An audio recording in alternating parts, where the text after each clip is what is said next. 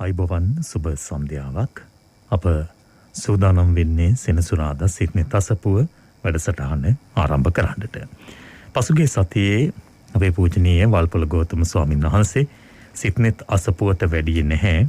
හේතුව ගිය සතියේ ඊට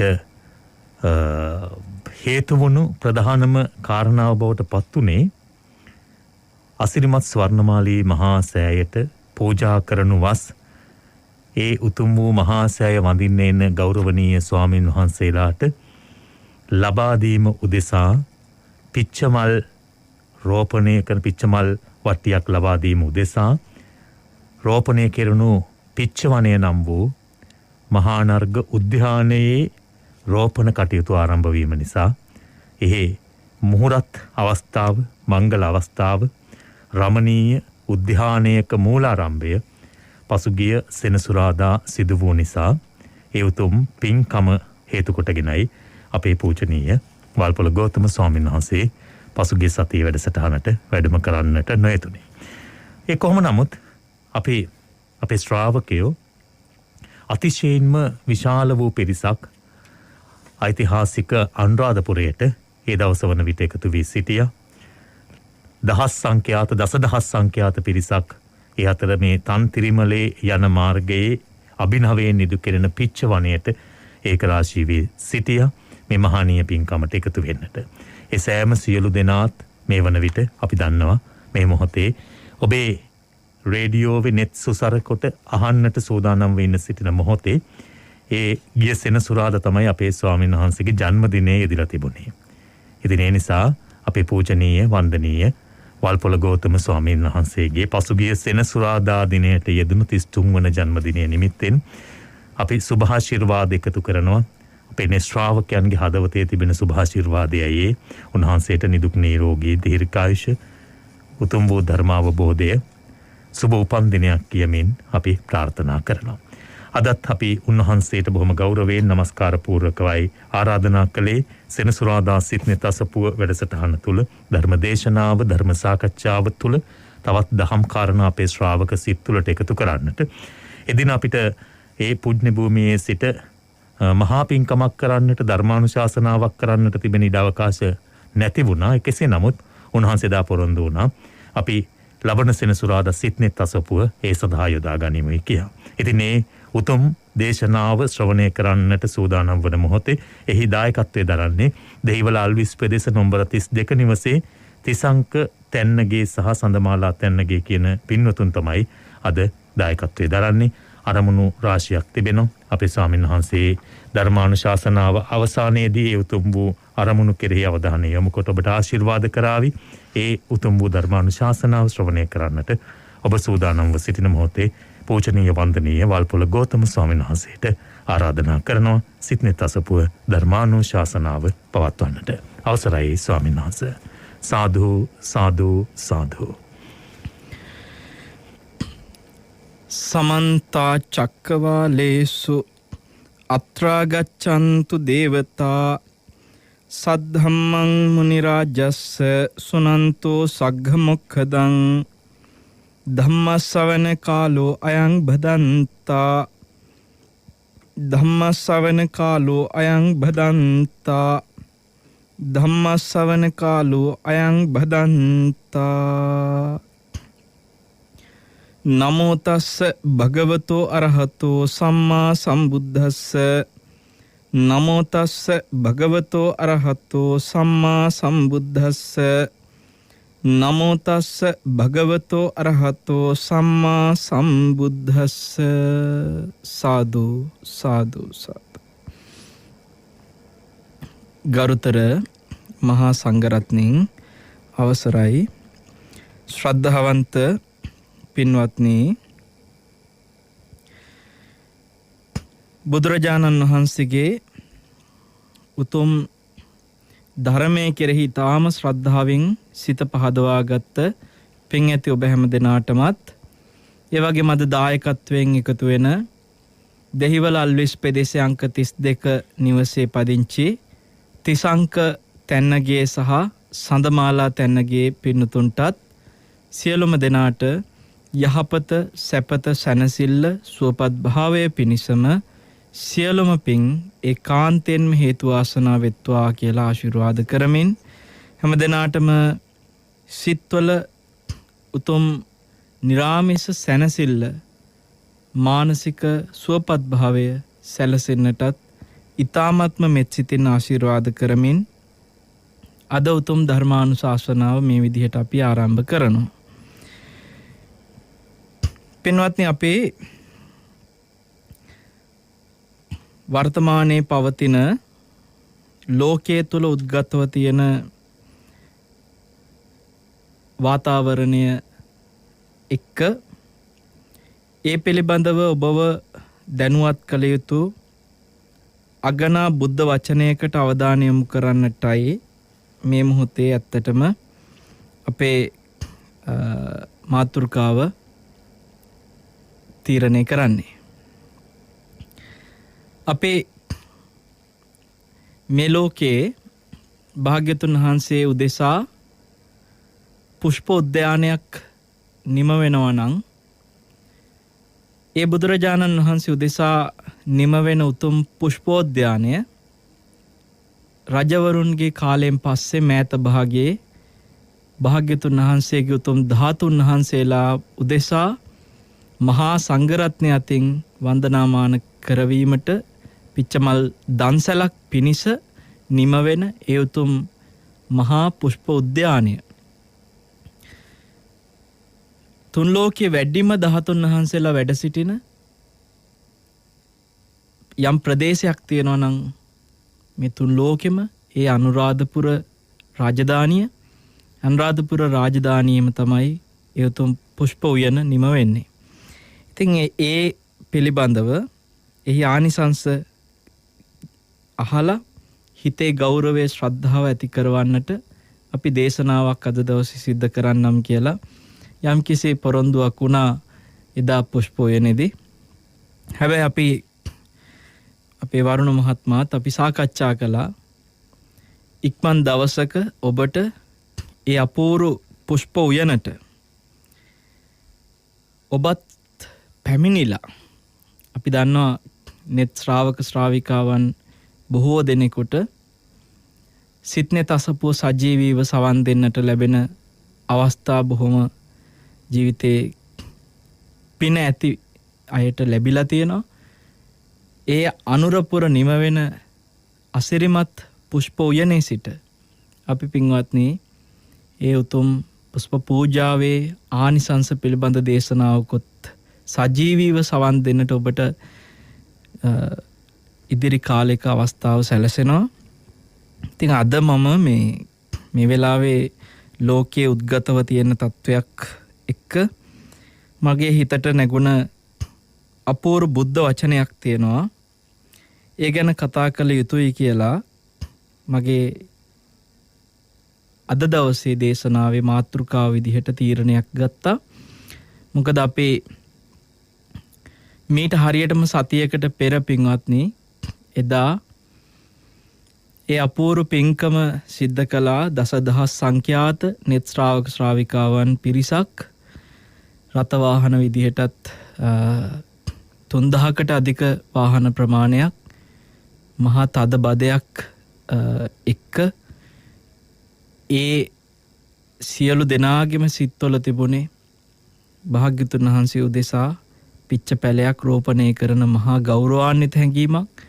ඔවුන් බොහෝ බාධා මැද්දේ විශේෂයෙන්ම ඉන්ධන හිඟ කාලේ එපමණ විශාල පිරිසක් මේ විදිහට සමහරලාට කොරෝනා වසංගතය එන්න ආපහු මිනිස්සු අතරේ වැඩි වෙනවා කියලා කතා බහ එන කාලේ ඒ තරම් විශාල පිරිසක් දසදහස් සංඛ්‍යාත පිරිසක් එදා අනුරපුරට එකතු වුණේ බුදුරජාණන් වහන්සේ වෙනුවෙන් නිම වෙන උතුම් පින අනුමෝදන් වෙලා තමන්ගේ අතින් පිච්ච පැලයක් රෝපණය කරන්න. පින්වත්නි අපි සාකච්ඡාවේ ගැන කතා කරමු. හැබැයි ඒ සතිය තුළ ඒ හරියටම මීට පෙර කියන්නේ ගිය සෙනසුරාදා සිද්ධ වෙච්ච උදෑසනේ පින්කමේ සිට අද දවස් වෙනකොට හරියටම සතියක් ගෙවෙන තැන අපේ දකිනවා මේ සතිය තුළ ලෝකයේම යම්කිසි කතාබහක් තුල ඉන්නවා යම් ආකාරයක තුන්වෙනි ලෝක යුද්ධයකට මගක් හැදෙනවාද රට රටවල් අතරේ යම් විරසක වීම රට රටවල් දෙකට බෙදීමක් මෙතන සිදු වෙනවාද අසවල් රටත් එක්ක මේ රටවල් එකතු වෙලා අනිත් පැත්තෙන් මේ රටත් එක්ක මේ රටවල් එකතු වෙලා ලෝක යුද්ධයකට මගක් හැදෙනවාද මේ ලෝකයේ මිනිස්සු අතරේ න්‍යෂ්ටික ආයුධ පිළිබඳව ලෝකයම විනාශ කළ හැකි මහා පුපුරන ද්‍රව්‍ය පිළිබඳව මිනිස්සුන්ගේ හිත්වල පීඩනයක් බයක් තැති ගැනීමක් එක රටක නෙමේ හැම රටකම මිනිස්සු තුල තියෙනවා. අපි දැක්ක දෙයක් තමයි බොහෝ රටවල් වල බෞද්ධ කියන වචනේ පැත්තකින් තියලා බැලුවත් ඕනම ආගමිකයන් අතරේ ඕනම ජාතික ඕනෑම රටක අය අතරේ බහුතර මිනිස්සුන්ගේ මතේ තිබුණේ යුද්ධ බිය මිනිස්සුන්ට නැති වේවා. අපි දැක්කා ගොඩාක් රටවල් වල මිනිස්සු ඒ අය පින්වත්නි මේ බුදුරජාණන් සරණ ගියායම නෙමෙයි. මුතේ බොහෝ දෙනාගේ හිතවල තිබුණේ කිසිවෙකුට හිංසාවක් නොවේවා. යුද්ධ බියෙන් මේ ලෝකය නිදහස් වේවා. මිනිස්සු හැම තිස්සෙම සමගිය සතුට ඒක හොයනවා. අපි දැක්කා යුක්‍රේන වැසියන්ට සමහර වෙලාවට මේ වෙලාවේ ඇති වෙලා තියෙන යුද්ධ බිය නිසා උන් රටින් පලා යනකොට ලෝකෙම රටවල් වල මිනිස්සු ඒ අයට අර තමන්ගේ හිතේ තියෙන ප්‍රාර්ථනාව හරිම සත් අරමුණින් ඇති කරගෙන ඉන්නවා. අනේ මිනිස්සු ආරක්ෂා වේවා. ඒ වගේම තුන්වෙනි ලෝක යුද්ධයකට මග හැදෙනවද කියලා කතිකාවක් එනකොට අපි දැක්ක ලෝකෙ ගොඩාක් මිනිස්සු සමහරලාට විදේශ රටවල විවිධ ඇත්තෝ සමාජ ජාලවල පවා තමන්ගේ අදහස් ප්‍රකාශ කරන්නේ එවැනි ලෝක යුද්ධ නම් ඇති වෙන්න එපා. ඒවා ලෝකේ බොහෝ දෙනා සමහරව මන් දැක්ක කියනවා මිනිස්සු කරන අපරාධ නිසා කිසි දෙයක් දන්නේ නැති අහිංසක තිරිසංගත සත්තු පවා මේ විනාශ වලින් මිය යනවා. ඒ නිසා ලෝකයේ සියලු මිනිස්සු මැරලා ගියත් කිසිම සතෙකුට නම් හිංසාවක් වෙන්න එපා. මේ වගේ පින්වත්නි ආගම් ජාති ભેද රට රටවල් පාට වර්ණ ධනය කුලය බලය හැම දෙයක්ම පැත්තක දාගෙන මිනිස්සු තුළ හරි අපූර්ව මෛත්‍රී සහගත හැඟීම් ඉස්මතු වෙනවා දැක්කා. මිනිස්සු හැමදාම සමගියෙන් ඉන්න ප්‍රිය කරනවා. කවුරුත් කැමති සමගිය කියන එකට. හැබැයි පින්වත්නි කොච්චර සමගියක් ඇති කරගන්න මිනිසුන්ට ඕනකම තිබ්බත් කොච්චර දඬුවම් වලින් සතුරු වෛරීකම් වලින් තොරව මිනිස්සු සුවසේ ඉන්න ඕනේ කියලා හැඟීම තිබ්බත් මොනතරම් ඒ උවමනාව තිබ්බත් හැමදාම යුද්ධ. මොකද ඇත්තට මේකට හේතුව දැන් අපි ලෝකේ කොහේ දිහා බැලුවත් මිනිස්සු සමගියෙන් ඉන්න තැන පුදුම සතුටක් තියෙනවා. එකිනෙකා එක්ක වෛරයෙන් බැඳෙන්නේ නැතුව යුද්ධ බියක් නැතුව මිනිස්සුන්ට වාසය කරනකොට එතන පින්වත්නි අයට මහා සැනසීමක් තියෙනවා. මිනිස්සු ඒ සැනසීමට කැමති. ඒකට අකමැති නෑ. දැන් මේ වෙලාවේ යුද්ධ බිය තියෙන්නේ ප්‍රබලවම යුක්‍රේන වැසියන්ට. හැබැයි අපි ලංකාවේ බොහෝ දෙනා අපි දැක්කා රටක් විදිහට යුක්‍රේනය හැමදාම අපේ රටට ප්‍රශ්නවලදී පිටුපෑවා. රුසියාව හැම වෙලාවෙම ලංකාව වෙනුවෙන් පැත්ත ගත්ත, ලංකාව වෙනුවෙන් පෙනී හිටියා, ලංකාවට උපකාර කළා.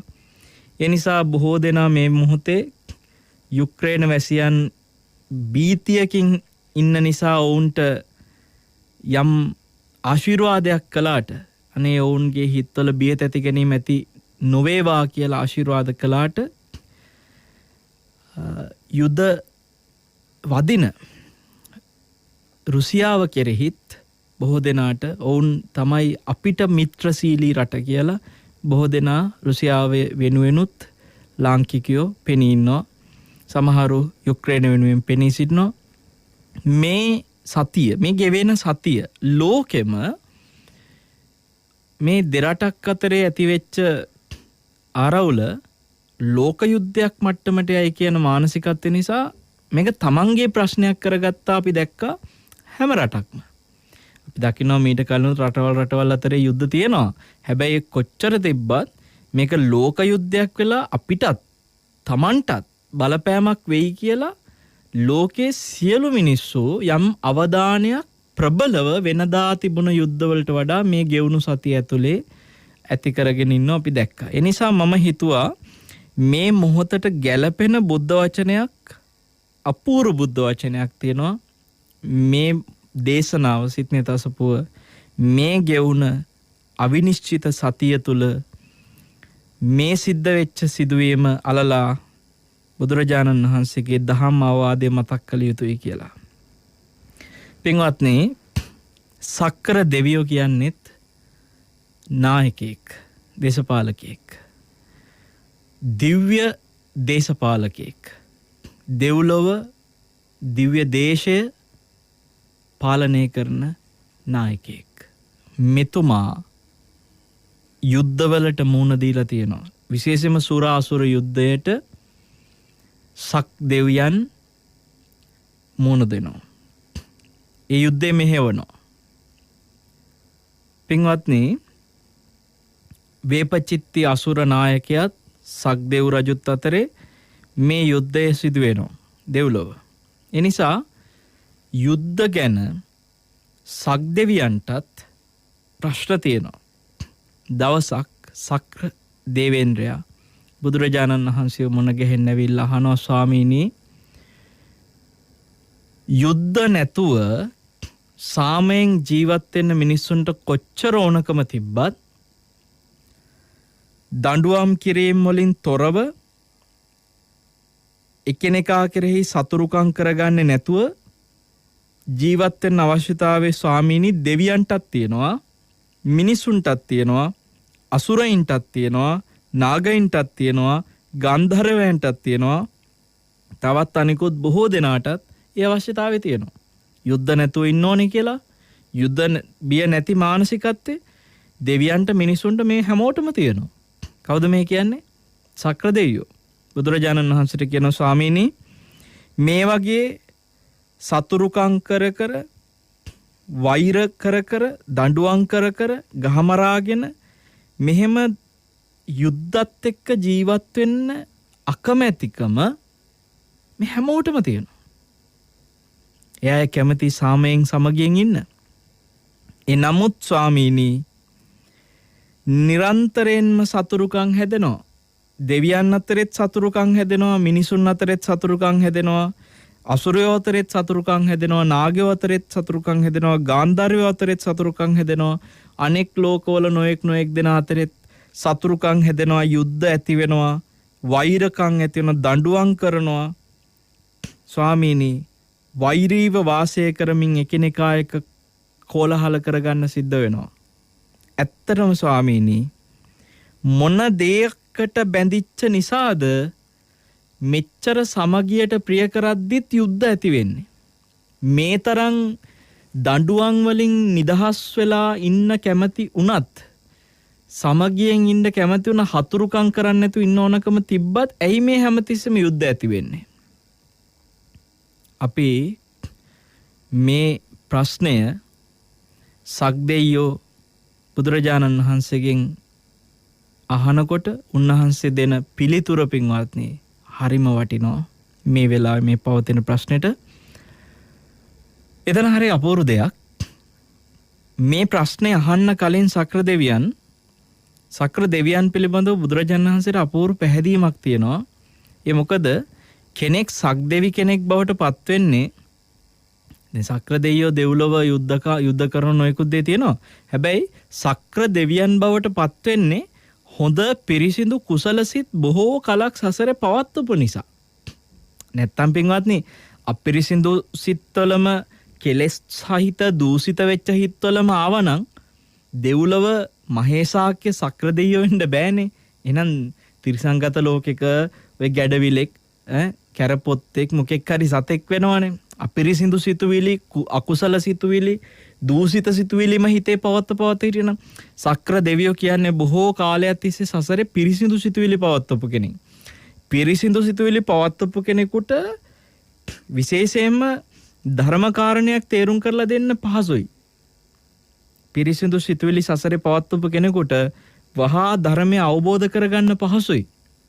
ඒ නිසා බුදුරජාණන් වහන්සේ හිතනවා මේ සක්‍ර දෙවියෝ හොඳ දහම් ගැටලුවක් මේ වෙලාවේ විමසනවා නම් මෙයා මේ කියා දෙන කාරණාවේ අර්ථය හොඳට තේරුම් ගනි. අවබෝධ කරගනි. ඇත්තරම් පින්වත්නි සක්‍ර දෙවියන් සෝතාපන්න ඵලයට පත් වෙන්නේ මේ ප්‍රශ්නයත් එක්ක දෙන උත්තර පෙළ නිසා. ඒ නිසා මේක හරි සුවිශේෂ අවස්ථාවක්. සක්දෙයියෝ සෝවාන්ුනේ මේ ප්‍රශ්නයට බුදුරජාණන් වහන්සේගෙන් ගන්න පිළිතුරුත් එක්ක. අද අපිට මේ වෙලාවේ ලෝකයේ පවතින ප්‍රශ්නෙටත් බුදුරජාණන් වහන්සේ මේ දෙන පිළිතුර ඊටාම ජීවමාන පිළිතුරක්.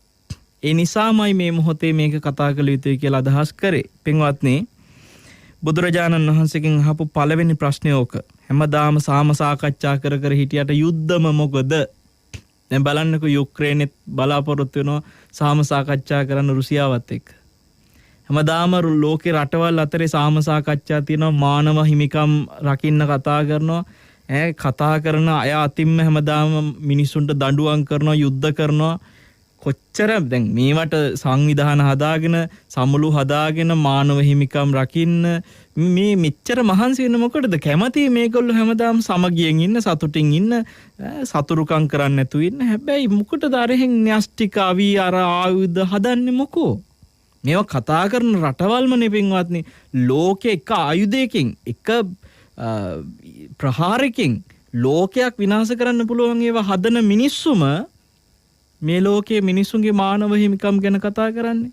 සාම සාකච්ඡා තියන්නේ මේ මිනිස්සුමයි. සක්දෙයියෝ අහන්නේ ඇයි මෙච්චර සමගියට සතුරුකම් නොකර දඬුවම් නොකර යුද්ධ නොකර ඉන්න කැමැත්ත තිබ්බට ඇයි ස්වාමීනි මොකක් හින්දාද මෙච්චර මේ හැමදාම යුද්ධ? බුදුරජාණන් වහන්සේ සක්‍ර දෙවියන්ගේ පළවෙනි ප්‍රශ්නයට දෙන පිළිතුර තමයි පින්වත්නි මේ විදිහට හැමදාම මේ තියෙන වමනාව ඉෂ්ට නොවි යුද්ධ ඇති වෙන්නේ කාරණා දෙකක් නිසා. දෙකක්. ඒ මොකද්ද? පින්වත්නි එකක් තමයි ඉරිසියාව. දෙවෙනි එක තමයි මසුරුකම. ඉරිසියාවයි මසුරුකමයි. සක්‍ර දෙවියෝ ලේසි කෙනෙක් නෙමෙයි. හරිම ප්‍රඥාවන්තයි. දැන් අපිට නම් පින්වත්නි ඉරිසියාව කියන වචනේ පුංචි කාලේ ඉඳන් ඇහිලා තියෙන වචනයන්නේ. මසුරුකම කියන වචනේ පුංචි කාලේ ඉඳන් ඇහිලා තියෙනවා. අපිට ඕක කිව්වා නම් එහෙම ඇත්තද? කියලා අපි ඉඳී පැත්ත කරලා. හැබැයි සක්‍ර දෙවියෝ මේකේ ගැඹුර දැක්කා. සක්‍ර දෙවියෝ මේක අහලා සතුටු වෙලා කියනවා අත්තමනෝ සක්කෝ දේවානමින්දෝ භගවතෝ භාසිතං අභිනන්දී අනුමෝදි. අභිනන්දි එයා ගොඩක් සතුටු වුණා. එයා අනුමෝදන් වුණා. ඒව මේතම් භගවා ඒව මේතම් සුගත තින්නා මෙත්ත කාංකා විගතා කතං කතා භගවතෝ පඤ්ඤස්ස වෙය්‍යාකරණං සුත්වා. ස්වාමීනි ඔබ වහන්සේගේ මේ උත්තරෙත් එක්ක මම මේ ප්‍රශ්නේ මොකක් හින්දාද කියලා මම කල්පනා කර හිටියා. මගේ ප්‍රශ්නට උත්තරයක් හම්බුනේ අදයි ස්වාමීනි. මට හරිම සතුටුයි. මං අනුමෝදන් වෙනවා ඔබ වහන්සේගේ මේ පිළිතුර. සක්දෙයියෝ එක කියන්නේ නිකන් නෙමෙයි. සක්‍ර දෙවියන්ට පැහැදිලිව ලස්සනට තේරුණා හැමදාම යුද්ධ තියෙන්නේ එක්ක ඉරිසියාව මේ මසුරුකම මේ දෙක නිසා. කොතන හරි සාම සාකච්ඡා කර හිටියට හැමදාම යුද්ධයක් තියෙනවා නම් තියෙන ඉරිසියාවයි මසුරුකමයි නිසා. අපේ රටේ 33 වසරේ 30 ගානක් තිස්සේ තිබ්බ යුද්ධ දිහා බැලුවත් වෙනත් රටක කොහේ හරි මොන හරි යුද්ධයක් වෙනවා නම් ඒව දිහා බැලුවත් එහෙම නැත්නම් ත්‍රස්තවාදී සංවිධාන විසින් කරන නොයෙකුත් බෝම්බ පිපිරවීම මොනවා හරි දෙයක් තියෙනවා නම් ඒ හැම දෙයක් දිහා බැලුවත් එක්ක ඉරිසියාව එක්ක මසුරුකම මේ දෙක පින්වත්නි. මේක කෙටි උත්තරයක් නෙමෙයි. මේ උත්තරේ දිගටම අරගෙන යන සක්‍රදේවය දක්ෂ වෙනවා. සක්‍රදේවය ඊළඟට අහනවා ස්වාමීනි මේ ප්‍රශ්නේ හැමදාම මේ සාම සාකච්ඡා කර කර හිටියට මිනිස්සු හැමදාම සතුරුකම් කරන්නේ නැතුව සමගියෙන් ඉන්න ඕනේ කියලා හිතුවට හැමදාම යුද්ධ ඇති වෙන්නේ ඉරිසියාවයි මසුරුකමයි නිසා නම් ස්වාමීනි මේ ඉරිසියාවයි මසුරුකමයි කියන දෙක ඇති වෙන්නේ මොකක් හින්දාද? මේක මොකක් හින්දාද තියෙන්නේ? මේ උපදින්නේ මොකකින්ද මේ ඉරිසියාවයි මසුරුකමයි? ඒතර ස්වාමීනි මේ ඉරිසියාවයි මසුරුකමයි නැති කරන්න මොනවද කරන්න ඕනේ? මෙතුමා හරි බුද්ධිමත් කෙනෙක්, ලේසි කෙනෙක් නෙමෙයි. පින්වත්නි, බුදුරජාණන් වහන්සේ ඊටාම වටින උත්තරයක් දෙනවා. ඉස්සා මච්චරියං කෝ දේවා නමින්ද පියාප්පිය නිදානං පියාප්පිය සමුදයං පියාප්පිය ජාතකං පියාප්පිය භවං. මේ ඉරිසියාවයි මසුරුකමයි උපදින්නේ දේවේන්ද්‍රයනි ප්‍රිය සහ අප්‍රිය කියන දෙක පසුබිම් කරගෙන. ප්‍රියයි අප්‍රියයි කියන දෙක නිසා තමයි ඔය ඉරිසියාකම් මසුරුකම් උපදින්නේ. ඔබට මතක ඇති පහුගිය දවස්වල අපි එක්තරා දේශනයක් කළා. මේ පිළිබඳ මේ ප්‍රිය අප්‍රිය කියන දෙක හින්දා තමයි හැම දෙයක්ම යුද්ධ තියෙන්නේ, ප්‍රශ්න තියෙන්නේ. හැම තැනම පින්වත්නි ප්‍රිය අප්‍රියත් එක්ක. මිනිස්සුන්ගේ හිතවල ඉරිසියාකම් ඇති වෙන්නේ ප්‍රිය සහ අප්‍රිය කියන දෙක නිසා. කොහොමද ප්‍රියයි අප්‍රියයි නිසා ඉරිසියා වෙන්නේ කියන එක වෙන්නම කතා කරන්න ඕනේ. හැබැයි වැඩේ තියෙන මෙතන මේ සක්‍රදේවය මේක නවත්තන්නේ නැහැ. දිගට අහගෙන යනවා. ඒතර ස්වාමීනි ප්‍රිය අප්‍රිය දෙක ඇති වෙන්නේ මොකක් නිසාද? මේ දෙක උපදින්නේ මොන හේතුව හින්දාද? මේ දෙක නැති කරන්න මොනවද කරන්න ඕන? ඔය විදිහට ඒ දෙන උත්තරෙන් උත්තරයට හාර යනවා මේ ප්‍රශ්නේ මුලටම. මොන හරියටම කොතනින්ද මේක මතුවෙන්නේ කියලා අහගෙන යනවා. ඒ නිසා අපි ඔබට මේ පෙළම එක දිගට කතා කරගෙන ගිහිල්ලා ඊට පස්සේ කාලයේ හැටියට මේ ටික එකට එකතු කරලා සිද්ධ වෙන හැටි පින්වත්නි උදාහරණ උපමා අරගෙන කතා කරමු. මේක අතිශයින්ම ඊටාම වටිනා ධර්ම කරුණු ටික. ඔබට මේ පෙළ හරියට එකින් එක ගත්තොත් ඔළුවට ඔබටම මේක විසඳ ගන්න පුළුවන් සමාජයේ සිද්ධ වෙන දේ දිහා බලලා. දැන් අපි යුක්‍රේනයේ සහ රුසියාවේ තියෙන යුද්ධ දිහා බැලුවත් ඉරිසියාකම් සහ මසුරුකම් කියන දෙකත් එක්ක ඒ ඇති වෙන යුද්ධ ඇතුලේ බැලුවම ඒ ඉරිසියාකම් සහ ඒ මසුරුකම් ඇවිල්ලා තියෙන ප්‍රිය සහ අප්‍රිය කියන දෙකත් එක්කයි. අපේ මේවට හේතු කතා කරමු. ඊට කලින් බලමු සක්‍රදෙයියෝ මෙතනින් නවතින්න නැතුව අහනවනේ ස්වාමීනි දැන් ඔබ වහන්සේ කියනවා ඉරිසියාවයි මසුරුකමයි එන්නේ ප්‍රිය සහ අප්‍රිය දෙක නිසා. ස්වාමීනි මේ ප්‍රිය අප්‍රිය එතකොට මොකකින්ද උපදින්නේ? මොකක් නිසාද මේ ප්‍රිය අප්‍රිය තියෙන්නේ? ස්වාමීනි ඔය ප්‍රිය අප්‍රිය නැති වෙන්නේ මොකකින්ද? බුදුරජාණන් වහන්සේ වදාලා පියාප්‍යකෝ දේවානමින්ද ඡන්ද නිදානං ඡන්ද සමුදයං ඡන්ද ජාතිකං. මේ කැමැත්ත කියලා කියන ඡන්ද කියලා කියන දේ නිසා තමයි ප්‍රිය සහ අප්‍රිය කියන එක උපදින්නේ. දෙයකට ප්‍රියක් අප්‍රියක් කියන්නේ ඡන්දය නිසා, කැමැත්ත නිසා. ඒ කැමැත්ත නැති වෙච්ච දාට ප්‍රිය අප්‍රිය කියන එක නැති වෙලා යනවා. ඒකෝ ඡන්දය නැති වෙච්ච දාට ආපහු අහනවා ස්වාමීනි එතකොට ඡන්දය ඔය කියන කැමැත්ත මේක තියෙන්නේ උපදින්නේ මොකක් නිසාද? ඡන්දය නැති වෙන්නේ මොකක් නැති වෙද්දිද? බුදුරජාණන් වහන්සේ දෙන උත්තරෙත් අපි බලමු. මේ ලස්සන උත්තර ටික බලලා අපි මේ දේශනේ විග්‍රහ කරගමු. බුදුරජාණන් වහන්සේට ඒ වෙලාවේ සක්‍ර දෙවියෝ යොමු කරපු මේ අවසාන ප්‍රශ්නේ කැමැත්ත උපදින්නේ මොකකින්ද? උන්වහන්සේ වදාළ උත්තරේ තමයි චන්දෝකෝ දේවා නමින්ද විතක්ක නිදානෝ විතක්ක සමුදයෝ විතක්ක ජාතිකෝ විතක්ක පබවෝ විතක්කේ සති චන්දෝ හෝති විතක්කේ අසති චන්දෝ න හෝති. විතක්ක ඒ කියන්නේ කෙලෙස් වලට අනුව කල්පනා කරන ස්වභාවයක් තියෙනවා. අන්නේ කෙලෙසුන්ට අනුව කල්පනා කරන නිකං විතක්ක කියන්නේ හිතන කියන එක තමයි කල්පනා කරනවා කියන එක හිතන. හැබැයි නිකං හිතන නෙමෙයි. කෙලෙස් වලට අනුව හිතන. එහෙම විතක්කයක් මේ. නැත්නම් භාවනාවෙත් විතක්ක තියෙනවානේ. ඕනම විතක්කයක් නෙමෙයි. කෙලෙස් වලට අනුව කල්පනා කරන ස්වභාවය නිසා ඒ හේතුවෙන් උපදිනවා ඡන්ද කැමැත්ත. විතක්කේ තමයි ඵලි ඡන්දෙට. ඡන්ද තමයි ඵලි ප්‍රියප්‍රිය බවට. ප්‍රියප්‍රිය බව තමයි ඵලි ඉරිසියාවටයි මසුරුකමටයි. ඔන්න දැන් මේ ලිස්ට් එක පිළිවෙල. දැන් කොතන හරි ඔබ හිතන්න මේ ලෝකේ දැන් යුද්ධෙටත් බලපෑවේ රුසියාව තමයි. හරිද? හැබැයි මේ අපි ඉරිසියාවටත් දානෝනේ ඔක රුසියාවට වඩා ලොකුයි කියලා ඉරිසියාව. එතන පින්වත්නි දැන් ඒක පැහැදිලි වෙලානේ දැනටම. රුසියාව යුද්ධ කරන්නේ ඉරිසියාව නිසා. එහෙනම් රුසියාවටත් වඩා ලොකුයි පුටින්ගේ ඉරිසියාව. මෙතන ඉරිසියාව කියලා කිව්වට මසුරුකම කියලා කිව්වට පුටින්ට තියෙන්නේ ඒකට කලින් ආපු කාරණේ ප්‍රියප්‍රිය බව. සමහර විට ඔහුට තියෙන සෝවියට් දේශයේ ආපහු ගොඩනගන්න අවශ්‍යතාවය.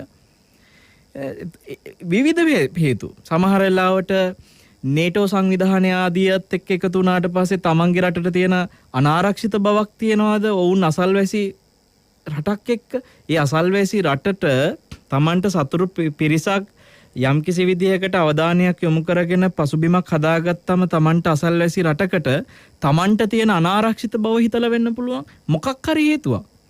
මිනිස්සුන්ට පුටින් හිතන දේ හිතා ගන්න අමාරුයි. ඔහු මොනවද හිතන්නේ? ඔහු ඇයි ඇත්තටම මේ යුද්ධේ පටන් ගත්තේ කියලා. හැබැයි ලෝකෙටම මේක ප්‍රශ්නයක් වුණාට ඇමරිකාවේ ජනාධිපතිටවත් පුටින් ඇත්තටම ඇයි මොන හේතුව නිසාමද මේ යුක්‍රේනයත් එක්ක සටන් කරන්න කියලා හැමෝම අනුමාන කරාට හරියටම කියන්න බෑ. හැබැයි බුදුහාඳුරෝ කියලා ඉවරයි. පුටින් යුද්ධ කරන්න වෙන මොකක්වත් නිසා නෙමෙයි. ඉරිසියාවයි මසුරුකමයි නිසා. ඇයි පුටින්ට ඉරිසියාවයි මසුරුකමයි ආවේ? යම් කිසි හේතුවකට ඇතිවෙච්ච ප්‍රිය හෝ අප්‍රිය භාවයක් නිසා. ඇයි ඒ ප්‍රිය අප්‍රිය භාවය ආවේ? යම් කාරණාවක් කෙරෙහි ඇතිවෙච්ච ඡන්දයක් නිසා. ඇයි ඒ ඡන්දය ආවේ? ඔහු තුල ඇතිවෙච්ච යම් විතර්කයක් නිසා. එතකොට අපි මේක ලෝකේ හැම දෙයකටම ගලපලා බැලුවොත් පින්වත්නි ඔය කෙලෙස් වලට අනුව කල්පනා කරන්නේ විතක්ක තමයි අවසානයේ ඉරිසියාව දක්වාම මේක ගෙනියන්නේ. මසුරුකම දක්වාම මේක ගෙනියන්නේ. මේක ලෝකෙ කොතනක් තියෙන ප්‍රශ්නෙට මුලයි මේ හාර අහන්නේ සක්‍ර දෙයියෝ. දෙව්ලොවින් දෙවියෙක් ඇවිල්ලා අහනකම් අපේ හිටපු මෝඩ එක රජෙකුටවත් මෝඩ කියලා කිව්වට බොහෝ පින්කම් කරපු බොහොම පින් ඇති රජවරු බුදුරජාණන් වහන්සේ ඇසුරු කළා. හැම රජෙක්ම මෝඩ නෑ. හැබැයි පින්වත්නි අපේ රටේ අපේ ලෝකේ අපේ රට කියවට අපේ ලෝකේ බුදුරජාණන් වහන්සේ ඇසුරු කරපු ඔය එක රජෙකුටවත් මනුස්ස ලෝකෙ හිටපු එක රජෙකුටවත් මේ වගේ ප්‍රශ්න අහන්න හිතුන්නේ නෑ. ඒ අය ඇවිල්ලා අහපු ප්‍රශ්න වලට වඩා හරිය වැදගත් මේ සක්‍ර දෙවියන්ගේ ප්‍රශ්න ටික ඇත්තටම රාජ්‍ය පාලනයක තියෙන ගැටලු වල මේ හරියටම බැලුවොත් මූලධර්ම මේ හොයන්නේ. මේවට හේතු වෙන මූලිකම ධර්මය මොකද්ද මේ ප්‍රශ්න වලට කියන එක තමයි මේ හාර අහගෙන යන්නේ. දැන් අහුව දැන් ලැබිච්ච උත්තරේ විතක්කනේ. හැබැයි එතනින් නැවතුන්නේ නැහැ සක්‍ර දෙවියෝ. ආයෙත් අහනවා ස්වාමීනි ඔය කෙලෙස් වලට අනුව කල්පනා කරනවා කියලා කියන ඔය විතක්ක උපදින්නේ මොනවා හින්දාද? මොන සමුදයෙන්ද මේ විතක්ක උපදින්නේ? මොකද්ද මේකට හේතුව? ඔය විතක්ක නැති වෙන්නේ මොනවා කරොත්ද ස්වාමීනි කියලා අහනකොට බුදුරජාණන් වහන්සේ වදාලා විතක්කෝ කෝ දේවා නමින්ද පපංච සංඥා සංඛා නිදානෝ පපංච සංඥා සංඛා සමුදයෝ පපංච සංඥා සංඛා ජාතිකෝ පපංච සංඥා සංඛා භවෝ පපංච සංඥා සංඛාය සති විතක්කෝ හෝති පපංච සංඥා සංඛාය අසති විතක්කෝ න හෝති. ප්‍රපංච සංඥා අන්නේ සංඥා නිසා තමයි ඔය කෙලෙස් සහිත විතර්ක හැමතිස්සෙම මේ හිතවල එන්නේ. ප්‍රපංච සංඥා නිසා. මොනවද මේ ප්‍රපංච සංඥා? ප්‍රපංච සංඥා කියලා කියන්නේ කෙලෙස් මතු කරන සංඥාවල්. මේ හිතේ වැළඳගෙන ඉන්න කෙලෙස් මතු කරන සංඥාවල්. සරලව කිව්වොත් මේ ප්‍රපංච කියන්නේ පින්වත්නි වෙනම දේශනාවක විස්තර කරන්න ඕන හරීම සියුම් මාතෘකාවක් ප්‍රපංච කියලා කියන්නේ. එතකොට මේ ප්‍රපංච සංඥා විතක්ක හදනවා. කෙලෙස් සහිත විතක්ක. අපි මේ ඔක්කොම විස්තර කරගමු මොනවද මේ කියලා. ඔය ප්‍රපංච සංඥා ඇති වෙන මග, මේ ප්‍රපංච සංඥා වලින් නිදහස් වෙන මග බුදුරජාණන් වහන්සේගෙන් අහනවා සක්‍ර දෙවියෝ. කතම් පටිපන්නෝ පනමාරිස බික්කු පපංච සංඥා සංකා නිරෝධ සාරුප්ප ගාමිනී පටිපදං පටිපන්නෝ හෝති. නිදුකානන් වහන්සේ මේ භික්ෂුවක් කොහොමද ඔය කියන ප්‍රපංච සංඥාවලින් හිත වැළඳගෙන තියෙන මේ කෙලෙස් සහිත සංඥාවලින් හිත වැළඳගෙන තියෙන ස්වභාවයෙන් නිරුද්ධ වෙන ප්‍රතිපදාවක කොහොමද භික්ෂුවක් කටයුතු කරන්න ඕනේ කියලා අහනවා. ඇතරම් පින්වත්නි මේ පිළිතුර හරිම දීර්ඝයි. හරිම දීර්ඝයි, හරිම ගැඹුරුයි. ඇත්තටම දීර්ඝ සාකච්ඡා කළ යුතු මාතෘකාවකින් උන්වහන්සේ දෙන්නේ පිළිතුර. සක් දෙවිඳ මේ ලෝකයේ සොම්නස්ස, මේ හිතේ ඇති වෙන සතුට, සොම්නස ඇසුරු කරන්න ඕන සොම්නසක් තියෙනවා මනසින්, ඇසුරු නොකරන්න ඕන සොම්නසකුත් තියෙනවා. ඒ වගේම දොම්නස, මේ හිතේ ඇති වෙන දුක. ඒ දොම්නසත් ඇසුරු කරන්න ඕන දොම්නසක් තියෙනවා, ඇසුරු නොකරන්න ඕන දොම්නසක් තියෙනවා. උපේක්ෂාවත් ඇසුරු කරන්න ඕන උපේක්ෂා සහිත සිතක් තියෙනවා, ඇසුරු නොකරන්න ඕන උපේක්ෂා සහිත සිතක් තියෙනවා. මේ සොම්නසත් දෙආකාරයකින් මම කියනවා, දොම්නසත් දෙආකාරයකින් කියන, උපේක්ෂාවත් දෙආකාරයකින් කියනවා. අපේ දීර්ඝව බුදුරජාණන් වහන්සේ ඒ දෙක මොකද්ද? ඇසුරු කරන්න ඕන, ඇසුරු නොකරන්න ඕන සොම්නස මොනවද? ඇසුරු කරන්න ඕන දොම්නස, ඇසුරු නොකළ යුතු දොම්නස මොකද්ද? ඇසුරු කළ යුතු උපේක්ෂාව, ඇසුරු නොකළ යුතු උපේක්ෂාව මොකද්ද කියලා උන්වහන්සේ දීර්ඝව විස්තර කරනවා. නමුත් කෙටියෙන් ඔබට තේරුම් කරොත් එහෙම අකුසල් ඇති වෙන සොම්නස් තියෙනවා, කුසල් ඇති වෙන සොම්නස් තියෙනවා. අකුසල් ඇති වෙන දොම්නස් තියෙනවා, කුසල් ඇති වෙන දොම්නස් තියෙනවා. අකුසල් ඇති වෙන උපේක්ෂා ස්වභාවයන් තියෙනවා, කුසල් ඇති වෙන උපේක්ෂා ස්වභාවයන් තියෙනවා. මෙතනදී හැමතිස්සෙම මේ අකුසල් ඇති වෙන ස්වභාවයේ සොම්නස්, දොම්නස්, උපේක්ෂා ඇසුරු නොකළ යුතුයි. කුසල් ඇති වෙන ස්වභාවයේ සොම්නස්, කුසල් ඇති වෙන ස්වභාවයේ දොම්නස්, කුසල් ඇති වෙන ස්වභාවයේ උපේක්ෂා ඇසුරු කළ යුතුයි. එතකොට තමයි ප්‍රපංච සංඥා නිරුද්ධ වෙන්නේ. මේ ප්‍රපංච සංඥා කියන්නේ මොනවද? පින්වත්නි, අපි ඔතනදී බුදුරජාණන් වහන්සේගෙන් සක්දෙයියෝ අහන ප්‍රශ්න අවසන් වෙන්නේ නැහැ. හැබැයි අපි අද මේ මුළු සක්දෙයියෝ අහන මුළු සූත්‍රෙම නෙමෙයි කතා කරන්නේ. සූත්‍රයේ නම දීඝනිකායේ තියෙන සක්කපඤ්ඤ සූත්‍රය. හැබැයි මේ සක්කපඤ්ඤ සූත්‍රය නෙමෙයි අද කතා කරන්නේ. ඒකේ කොටසයි. ඇයි මේ කොටසත් තෝරගත්තේ? රුසියාවේ යුක්‍රේනයේ යුද්ධෙත් එක්ක තුන්වෙනි ලෝක යුද්ධයකට අරාඳිනවද කියලා මිනිස්සුන්ට ඇතිවෙච්ච මේ බිය තැති ගැනීම සහ යුද මානසිකත්වයක ලෝකෙම වැළඳගෙන තියෙන සතියක් නිසා මට මේ සක්දෙයියෝ අහපු ප්‍රශ්න ටිකට දුන්න ප්‍රබලම උත්තර ටික ඔබට මතු කරන්න ඕනුණා. අපි දැන් මේක ගලපලා බලමු. පින්වත්නි, අපි ඔබට කියා දුන්න ඉස්සෙල්ලාම ඇහුවේ ඔය සාම සාකච්ඡා කර හිටියට හැම තැනම යුද්ධනේ, හැමදාම බොරුවට ආයුධ හදා ඒ ආයුධ වලට ප්‍රතිප්‍රහාර එල්ල කරන්න පුළුවන් ආයුධ හදා එන්න මේ ලෝකේ විවිධ පර්යේෂණ කර තාක්ෂණයේ දියුණු කර ඔවුන් හැමදාම කරන්නේ විවිධාකාරයෙන් තව කෙනෙකුට යටත් කරගන්න පුළුවන් විදිහට, තව කෙනෙක්ව තමන්ගේ යටතට ගන්න, එහෙම නැත්නම් බලවතා වෙන්න හැමදාම මොනවා හරි දෙයක් කරනවා. බලන්න දැන් හැම තැනම බැලුවම එක්ක ඇමරිකාව බලවත් වෙලා ඉන්නවා. දැන් චීනෙට ඕන වෙනවා ඇමරිකාවට වඩා බලවත් වෙන්න. එතකොට රුසියාවට ඕන වෙනවා බලවත් වෙන්න.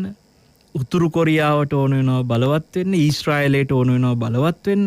මේ හැම තැනම බැලුවට පස්සේ දැන් බ්‍රිතාන්‍ය හැමදාම හිරුණු බසින අධිරාජ්‍ය විදියට හිටියා. ඔවුන්ට ඕනේ බලවත්. මේ හැමෝටම මොකක්ද ඕන වෙලා තියෙන්නේ? බලවත් වෙන්න.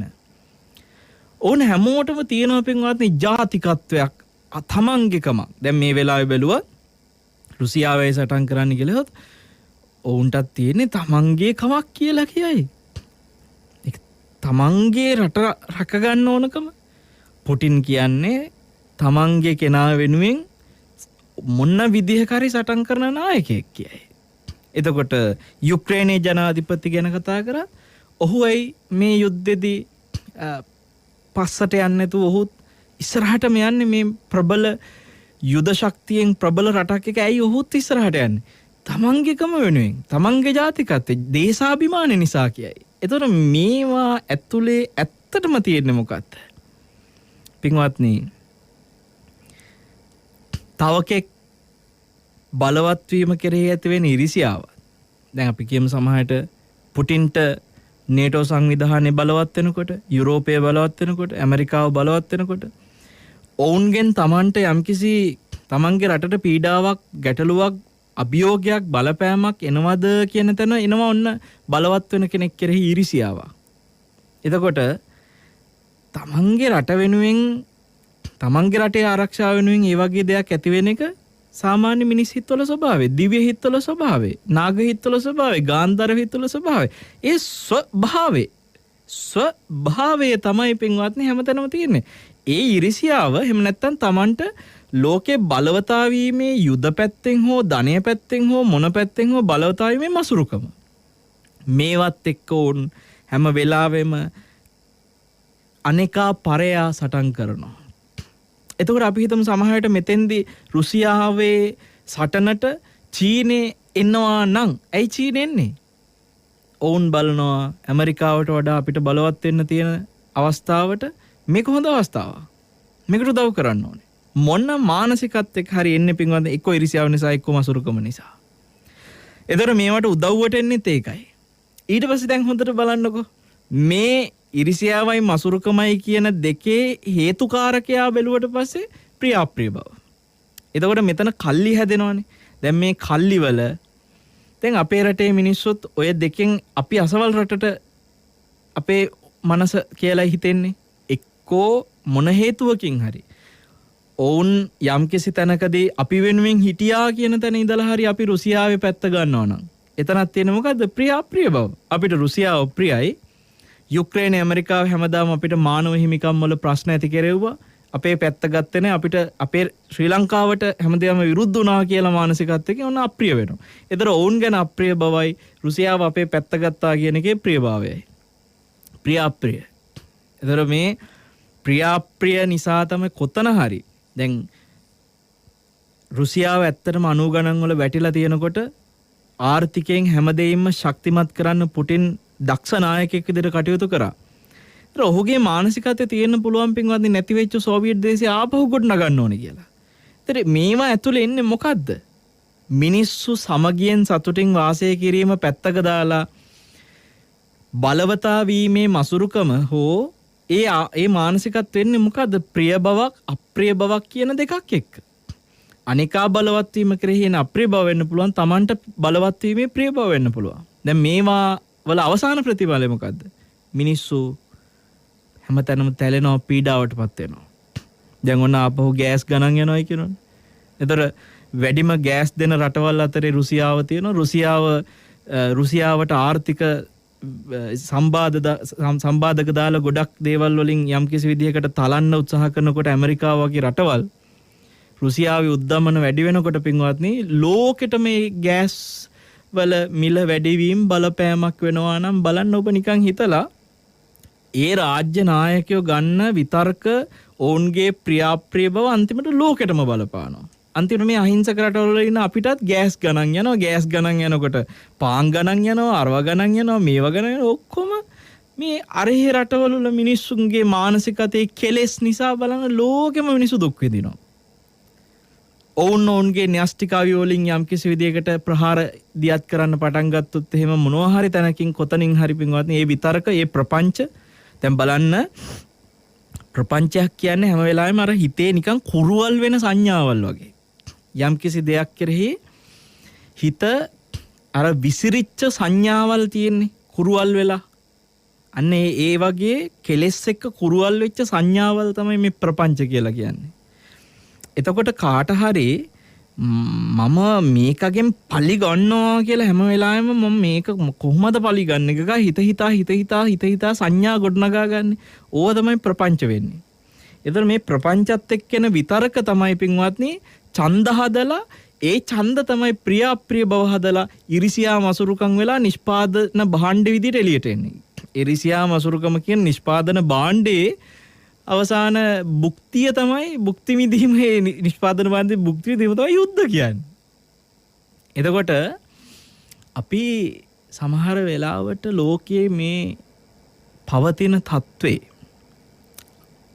ඔබ හිතනවාද මේවා එන්නෙන් උග්‍ර වෙනවා මිසක් විසඳෙන්නේ නැහැ. ඒ විසඳෙන්නේ නැත්තේ. මේ ලෝකෙ පින්වත්නි අවි ආයුධ වලින් හැම තැනම ගහ මරාගෙන විනාශ වෙන ලෝක යුද්ධයක් ලෝක විනාශයක් තමයි ආයුධ වලින් විනාශ වෙන. එක එක ලෝක විනාශ වෙන ස්වභාවයන් තියෙනවානේ. ජලය නිසා ලෝක විනාශ වෙනවා. ඉතින් ගින්න නිසා ලෝක විනාශ වෙනවා. ඉතින් අවි ආයුධ නිසා ලෝක විනාශ වෙනවා. ඉතින් මේ වගේ ලෝක විනාශ වෙන විදි තියෙනවා. දැන් මේ අපි යන ලෝකේ මතු අනාගතයේ කවදා හරි විනාශ වෙන්නේ අවි ආයුධ නිසා. ඒක බුදුරජාණන් වහන්සේ අනාවැකි විදිහට පෙන්නපු දෙයක්. ඒ නිසා මේ ඉරිසියා මසුරුකම් ඔබ හිතනවාද නැති වෙන්නේ නැහැ, එන්න වැඩි වෙනවා. මිනිස්සුන්ට ඒවෙන් අවසානයේ ඇතිවෙන මේ අනිසි ප්‍රතිවිපාක එන්න වැඩි වෙනවා මිසක් නැති වෙන්නේ නැහැ. මේකක්වත් නැති වෙන්නේ නැහැ. මේ අය එකිනෙකා පරයා යන්න ඇති කරගන්න විතර්ක, එකිනෙකා පරයා යන්න ඇති කරගන්න ඡන්ද, එකිනෙකා පරයා යන්න ඇති කරගන්න ප්‍රියාප්‍රිය බව, එකිනෙකා ඒ බලවත් වෙන්නා කෙරෙහි එන ඉරිසියාව, තමන්ට බලවත් වීම ඇති වෙන මසුරුකම් එන්න වැඩි වෙනවා. මේවා එකක්වත් අඩු වෙන්නේ නැහැ. එතකොට මේ හැම තැනදීම අවසානයේ ප්‍රතිඵලයේ විදියට මොකද්ද පින්වත්නි එළියට එන්නේ? මිනිස්සුන්ට පීඩනේ, දුක, ජීවිතේ මෙපා වෙන විදිහට අපිට මේ ලෝකේ කිසිම විදිහක සතුටක් සැනසීමක් නැතුව යුද්ධ බියෙන් හැමතිස්සෙම මිනිස්සු මැරෙමින් ජීවත් වෙන්න වෙන මේ ලෝක ස්වභාවය. අවසානයේ කියන්න තියෙන්නේ සසර සුන්දර නෑ කියන එක විතරයි. සංසාරේ සුන්දර නෑ. අන්තිමේදී ඔබට කියන්න වෙන්නේ මේ සසරේ උපදින තාක්කල් එකිනෙකාගේ බලවත් රටවල් අතරේ ඇතිවෙන මේ වගේ බිය ඇති ගැනීම ඇති කරන යුද්ධ මානසිකත්වත් එක්ක ලෝකයේ මිනිසු ජීවත් වෙනවා. අතීතෙත් එහෙමනේ පින්වත්නි. අතීතෙත් බලන්න හොඳට සැනසීමෙන් රටක් පාලනය කරගෙන එක රජෙක් යනකොට ඔන්න ඊට වඩා බලවත් වෙන රජෙක් ඇවිල්ලා ඒ රටට ගහලා ඒ රට අල්ල ගන්නවා. දැන් අපි මේ යුක්‍රේනයේ අල්ල ගන්න රුසියාව මේ වෙලාවේ සටන් කරන එක අපිට මාතෘකාවක් වුණානේ. ඉතින් බුද්ධ කාලෙත් බලන්නකො එක එක රජවරු ඇවිල්ලා අපිට ওই රාජ්‍ය දියව්. එක්ක කැමැත්තෙන් දියව් නැත්තම් අපි සටන් කරලා යුද්ධ කරලා ගන්නවා. එතකොට මොකද වෙන්නේ? එක්කෝ බෙලහීන මානසිකත්වයක් තියෙන රජෙක් බයෙන් පලා යනවා ඒ රාජ්‍ය දීලා. එතකොට අර රට අල්ලන්න ආපු රජුරෝ තවත් රටක් අල්ලගෙන ඔහු බලය වැඩි කරගන්නවා. එතකොට එහෙම නැත්තම් වෙන්නේ සටන් කරනවා කියලා මම මගේ රට වෙනුවෙන් සටන් කරනවා කියලා ඔහුත් සටන් කරනවා. අන්තිමට යුද්ධයක්. මිනිස්සු මැරෙනවා. බුදුරජාණන් වහන්සේ වැඩ හිටපු කාලේ සහ මෙහාට විවිධ රජවරු හැමදාම කරේ ඕකනේ පින්වත්නි. සමහරලාට රටින් රටට ඇවිල්ලා ඉන්දියාවේ මොගල්වරු වගේ අය ඒ සටන් කරනකොට ස්වාමීන් වහන්සේලාගේ විහෙර විහාරස්ථාන ගිනිබත් කරනකොට එහෙම නැත්නම් කාලිංග මාගල වගේ අය ඇවිල්ලා අපේ රටවල් ආක්‍රමණය කරනකොට හැමදාම උනේ ඕවා තමයි. යුද්ධ. මිනිස්සුන්ට සතුටෙන් සැනසීමෙන් ජීවත් වෙන්න නෑ. අවසානයේ ඒවා ලෝකයේ හැම දෙනාටම අහිංසක මිනිස්සුන්ටත් බලපානවා, සත්තුන්ටත් බලපානවා. දැන් බලන්න මේ සක්‍ර දෙවියෝ මේ ප්‍රශ්නේ අහන්නේ දෙයියෙක් විදියට. සක්‍ර දෙවියෝ මෙතන පැහැදිලිව පෙන්නනවා ස්වාමීනි දෙව්ලොවත් මේ ප්‍රශ්න. දෙව්ලොවත් හැමදාම සාම සාකච්ඡා කරාට යුද්ධ. පින්වත්නි දිව්‍ය ලෝකෙට පැනගත්තත් සැනසෙල්ලක් නැහැ නිසා. සංසාරේ සුන්දර නැහැ. ඒ නිසා මේ සසරෙන් නිදහස් වීම මිසක් මේ යුද්ධ වලට, මේ ප්‍රශ්න වලට, මේ භාණ්ඩ හිඟකම් වලට, එහෙම නැත්නම් මේ මිල වැඩිවීම වලට, මේ ලෝකේ ජීවත් වෙද්දී ඇතිවෙන මේ හැම ප්‍රශ්නයකටම අපිට කවදාකවත් පින්වත්නි උත්තර හොයන්න බෑ. සසරින් නිදහස් වීමෙන් මිසක් ඒ නිසා අපි අවසානයේ දකින්නට ඕනේ මේ ප්‍රපංච සංඥා වගේ මේ කුරුවල් වෙච්ච සංඥා වලින් හිත නිදහස් කරගන්න නම් කුසල් ඇති වෙන සොම්නස්ම පුළුවන් තරම් ඇසුරු කරන්න ඕනේ. කුසල් ඇති වෙන දොම්නස් ඇසුරු කරන්න ඕනේ. කුසල් ඇති වෙන උපේක්ෂා සිත් ඇසුරු කරන්න ඕනේ. අපි ඒ ගැන තවදුරටත් ඉදිරියේදී තොරතුරු කරුණු කියා දෙන්නම් කොහොමද ඒ ඇසුරු කළ යුත්තේ ආදියත්. පින්වත්නි අපි මේ මොහොතේ කෙටියෙන් නිකන් කියන්න ඔබට ඔබ දන්නවා භාවනා කරන්න ඕන කෙනෙකුට භාවනාවකදී ඇති වෙනවනේ සොම්නස් සිත්. භාවනාව හරියට වැඩෙන්නේ නැති වෙනකොට එනවනේ දොම්නස් සිත්. ඒ භාවනාවේදී ඇති වෙනවනේ උපේක්ෂා සහගත සිත්. එතකොට කුසලයේ පිනිස ඔබ හිත යොදවද්දී ඔබේ හිතේ එන සොම්නස ඔබට කුසල්ම උපද්දවනවා. කුසලයක් උපද්ද ගන්න මහන්සි වෙනකොට ඇති වෙනවා දොම්නස්. අන්නේ දොම්නස කුසලයේ උපද්ද ගන්න උත්සාහ කරනකොට එන දොම්නස් ඔබව කොහොම හරි කුසලයටම යොමු කරනවා. කුසල සිත් තුලම ඇති වෙන උපේක්ෂා සහගත සිත් ඔබේ සිත කුසලයේම තුලම රකිනවා. අවසානයේ කියන්න තියෙන මේ හැම දෙයකටම උත්තරේ කුසලය තුලම හිත රැකගෙන කුසලය තුලම හිත දියුණු කරගෙන කුසලය තුලම අපි ආරක්ෂා විය යුතුයි. මේ යුද්ධ බිය සහ ජීවිතයේ ගැට ගහ ගන්න අපිට නොයෙකුත් ප්‍රශ්න පීඩා එනකොට අපිට තියෙන එකම විසඳුම හැම වෙලේම හිතන්න ඉපදිච්ච නිසාමයි මේ හැමදේම. ඉපදීමෙන් නිදහස් වෙන්න බුදුරජාණන් වහන්සේ වදාළ මගම මම යනවා කියන අදිස්ථානයෙන් පමණක්ම හිතේ ඇති කරගන්න පින්වත්නි.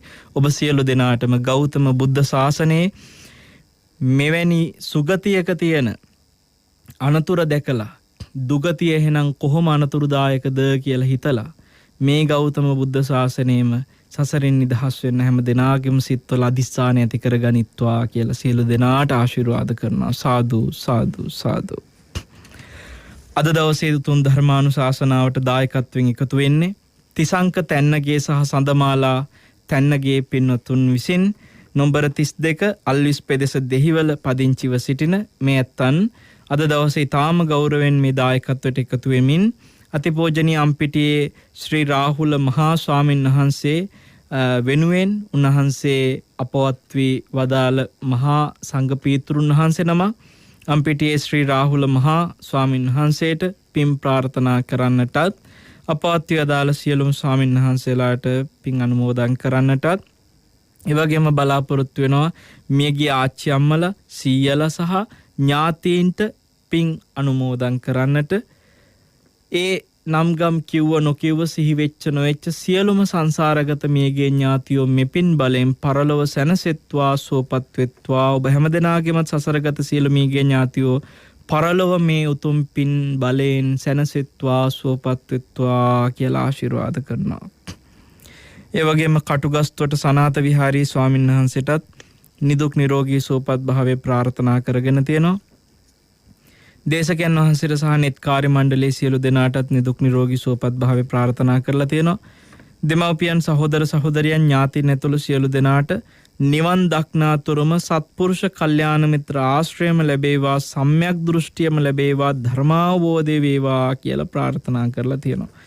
ඊටාම වටිනා ප්‍රාර්ථනාවක් හිතවල ඇති කරගෙන තියෙන්නේ තරුණ දරුවෙක් තිසංක තැන්නගේ ඒ වගේම සඳමාලා තැන්නගේ. ඉතින් ඇත්තටම ඊටාම ගෞරව සිතින් ඔවුන් මේ දායකත්වයන්ට එකතු වෙන්නේ ධර්මය ගැන හැඟීමක් අවබෝධයක් තියෙන පින් ඇති පිරිසක් විදියට.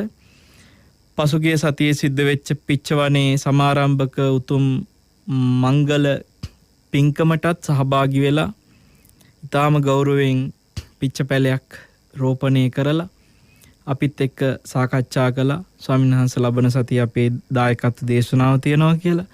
ඉතින් ඔවුන් බලාපොරොත්තු වෙච්ච මේ නම්ගම් සිහිපත් කරමින් ආශිර්වාද කරපු සුජීවත්ව සිටින සියලුම දෙනාටත් තිසංක තැන්නගේ ඒ තරුණ පුතාට සහ ඒ සඳමාලා තැන්නගේ මහත්මියටත් අපි මේ පින ආශිර්වාද කරනවා. ඔවුන් සිහිපත් කළ සහ නොකළ හැම දෙනාටම ඒ වගේම net fm ආයතනයේ පින්වත් අපේ හිතවත් කල්යාණ මිත්‍ර අධිපතිතුමන්ට නිහාල් ලෑපාසෙන විරත්න මැතිතුමන්ට ඒ වගේම ප්‍රධාන විධායක නිලධාරී අසංග ජයසූරිය මැතිතුමන්ට අපේ වරුණ එදිරිසිංහ කල්යාණ මිත්‍රයාට වරුන් ආගමික අංශ ප්‍රධානී ඒ වගේම සියලුම ආගමික අංශයේ සහෝදර සහෝදරියන්ට net කාර්ය මණ්ඩලයට සහ net ශ්‍රාවක පින් ඇති ඔබ හැම දෙනාටමත් අපි හදවතින් හැමදාමත් ආශිර්වාද කරනවා.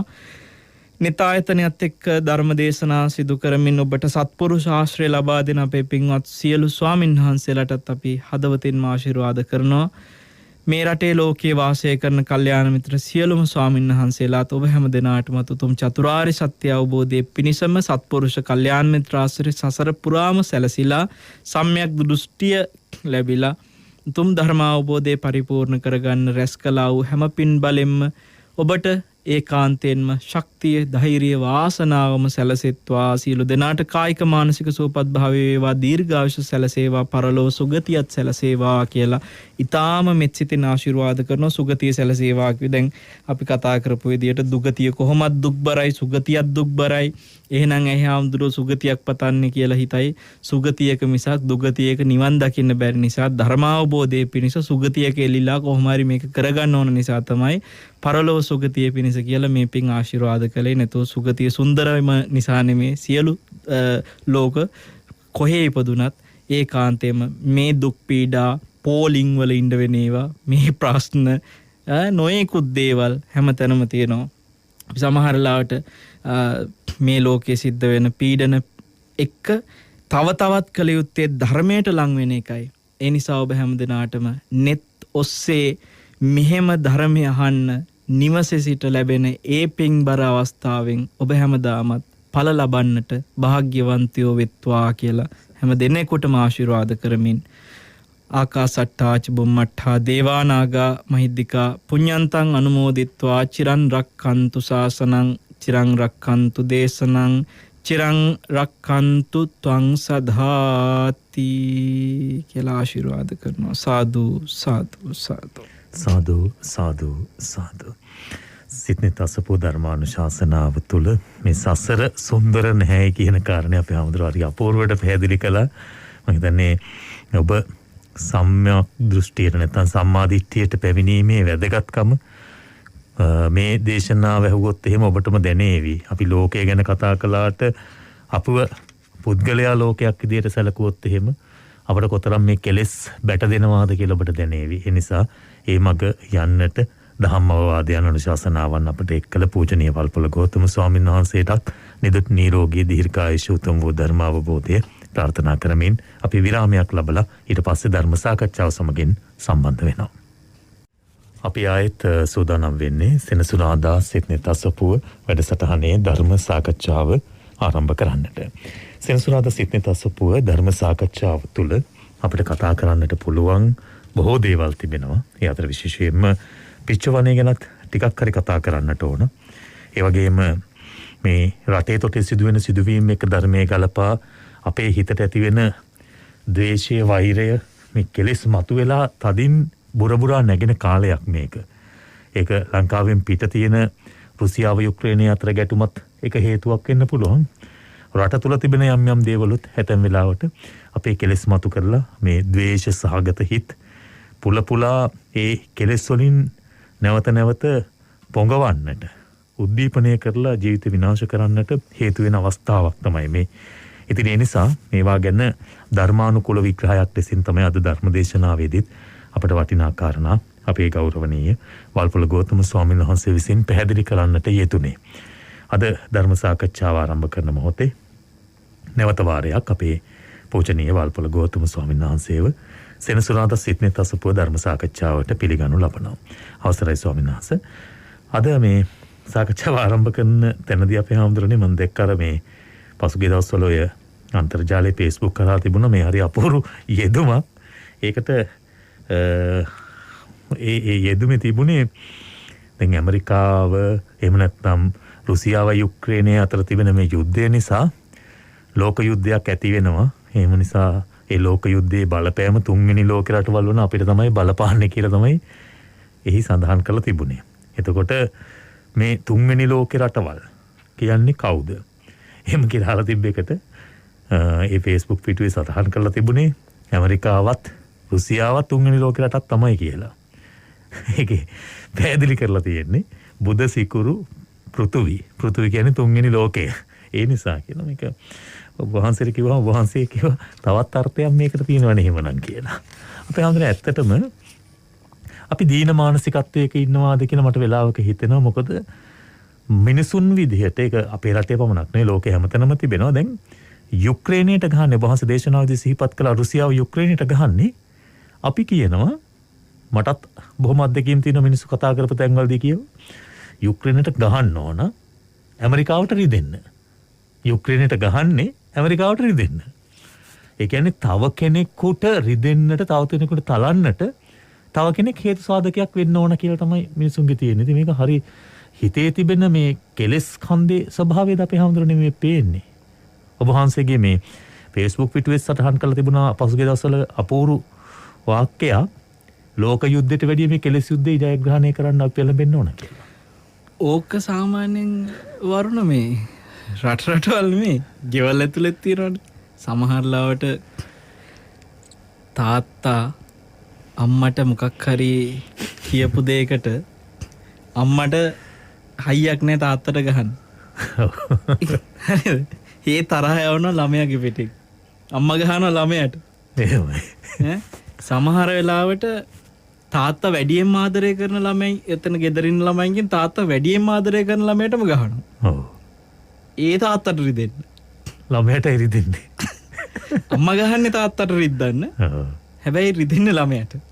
ඒ වගේ දේවල් අපි ගෙවල් ඇතුලේ දකිනවා. සමහරලාට ආයතනවල පලි ගැනීම් වල හැම දෙයකමනේ තව කෙනෙක්ට රිද්දන්න තව කෙනෙක්ට කරන දේවල් තියෙනවා.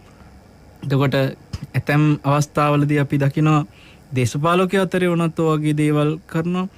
මේ ස්වභාවයේ අපි ඇත්තටම දැන් ඔය සුරතල් සත්තු හදන තැන්වලත් ඔය වැඩේ කරනවා. සමහරලාට ගෙවල් ඇතුලේ සමහර විට ඔන්න ගෙදර සහෝදර සහෝදරියෝ ඒ එක සහෝදරයෙක් හරි සහෝදරියක් හරි ඉන්නවා. එයා වැඩියෙන්ම ආදරය කරන ඒ ගෙදර හොරතල් සතා. ඔව්. සමහරලාට අරයට රිද්දන්න අර සතාට ගහනවා සතිනවා. මේ වගේ මිනිස්සුගේ ස්වභාවය මේ. කෙලෙස් වල ස්වභාවය. ඔව්.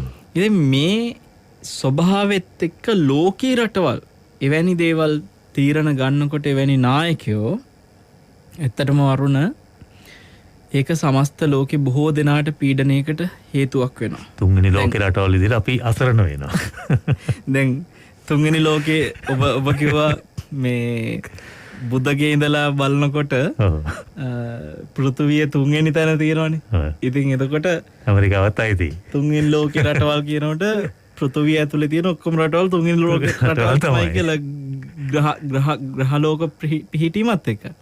ඉතින් අපි බුදුරජාණන් වහන්සේගේ මේ තුන් ලෝක් සනසාලු කියලා කතා කරන. එහෙම නැත්නම් තුන් ලෝකෙටම අධිපති කියලා අපි තුන් ලෝකෙටම අග්‍ර වූ තුන් ලෝකාග්‍ර කියලා කියනවා. එතන මේ ලෝක තුනක් ගැනනේ අපිත් කතා කරන්නේ ධර්මයේ තුල. එහෙමයි. එතනත් අග්‍රම ලෝකෙ වෙන්නේ බ්‍රහ්ම ලෝකෙ. ප්‍රණීතම ලෝකෙ. ඒ කාමයන්ගෙන් ඈත් වෙච්ච නිසා ප්‍රණීත ලෝකේ. එහෙමයි. එතනින් පස්සේ බ්‍රහ්ම ලෝකයට පස්සේ තියෙනවා දිව්‍ය ලෝකේ. ඔව්. ඒ දෙවෙනි අර එක බ්‍රහ්ම ලෝකේ දෙක දිව්‍ය ලෝකේ. තුන්වෙනි ලෝකේ වෙලා තියෙන්නේ තුන් ලෝකාග්‍ර කියන තුන් ලෝකෙන් මිනිස් ලෝකේ. ඒ නිසා මනුස්ස ලෝකේ සියලු රටවල් තුන්වෙනි ලෝකේ රටවල් තමයි ධර්මයේ ඇතුලෙන් බැලුවොත්. එහෙමයි. අපි හඳු එතකොට නාග ලෝකය ගැන පොඩ්ඩක් කියන්නකෝ. නාග ලෝකයේ මේ තුන්වෙනි ලෝකේ රටවල් අතරට නැත්නම් මේ තුන් ලෝකාග්‍ර කියන තැනදී ඒ ලෝක තුනට අතාල වෙන්නේ නැද්ද? නාගයෝ ගැන එතකොට නාගයන් කියන්නේ ඔය අමනුෂ්‍ය කොටාශයක් විදිහට දකින විදිහට නිරයට ආසන්න එහෙම කොටස් මෙහෙමයි.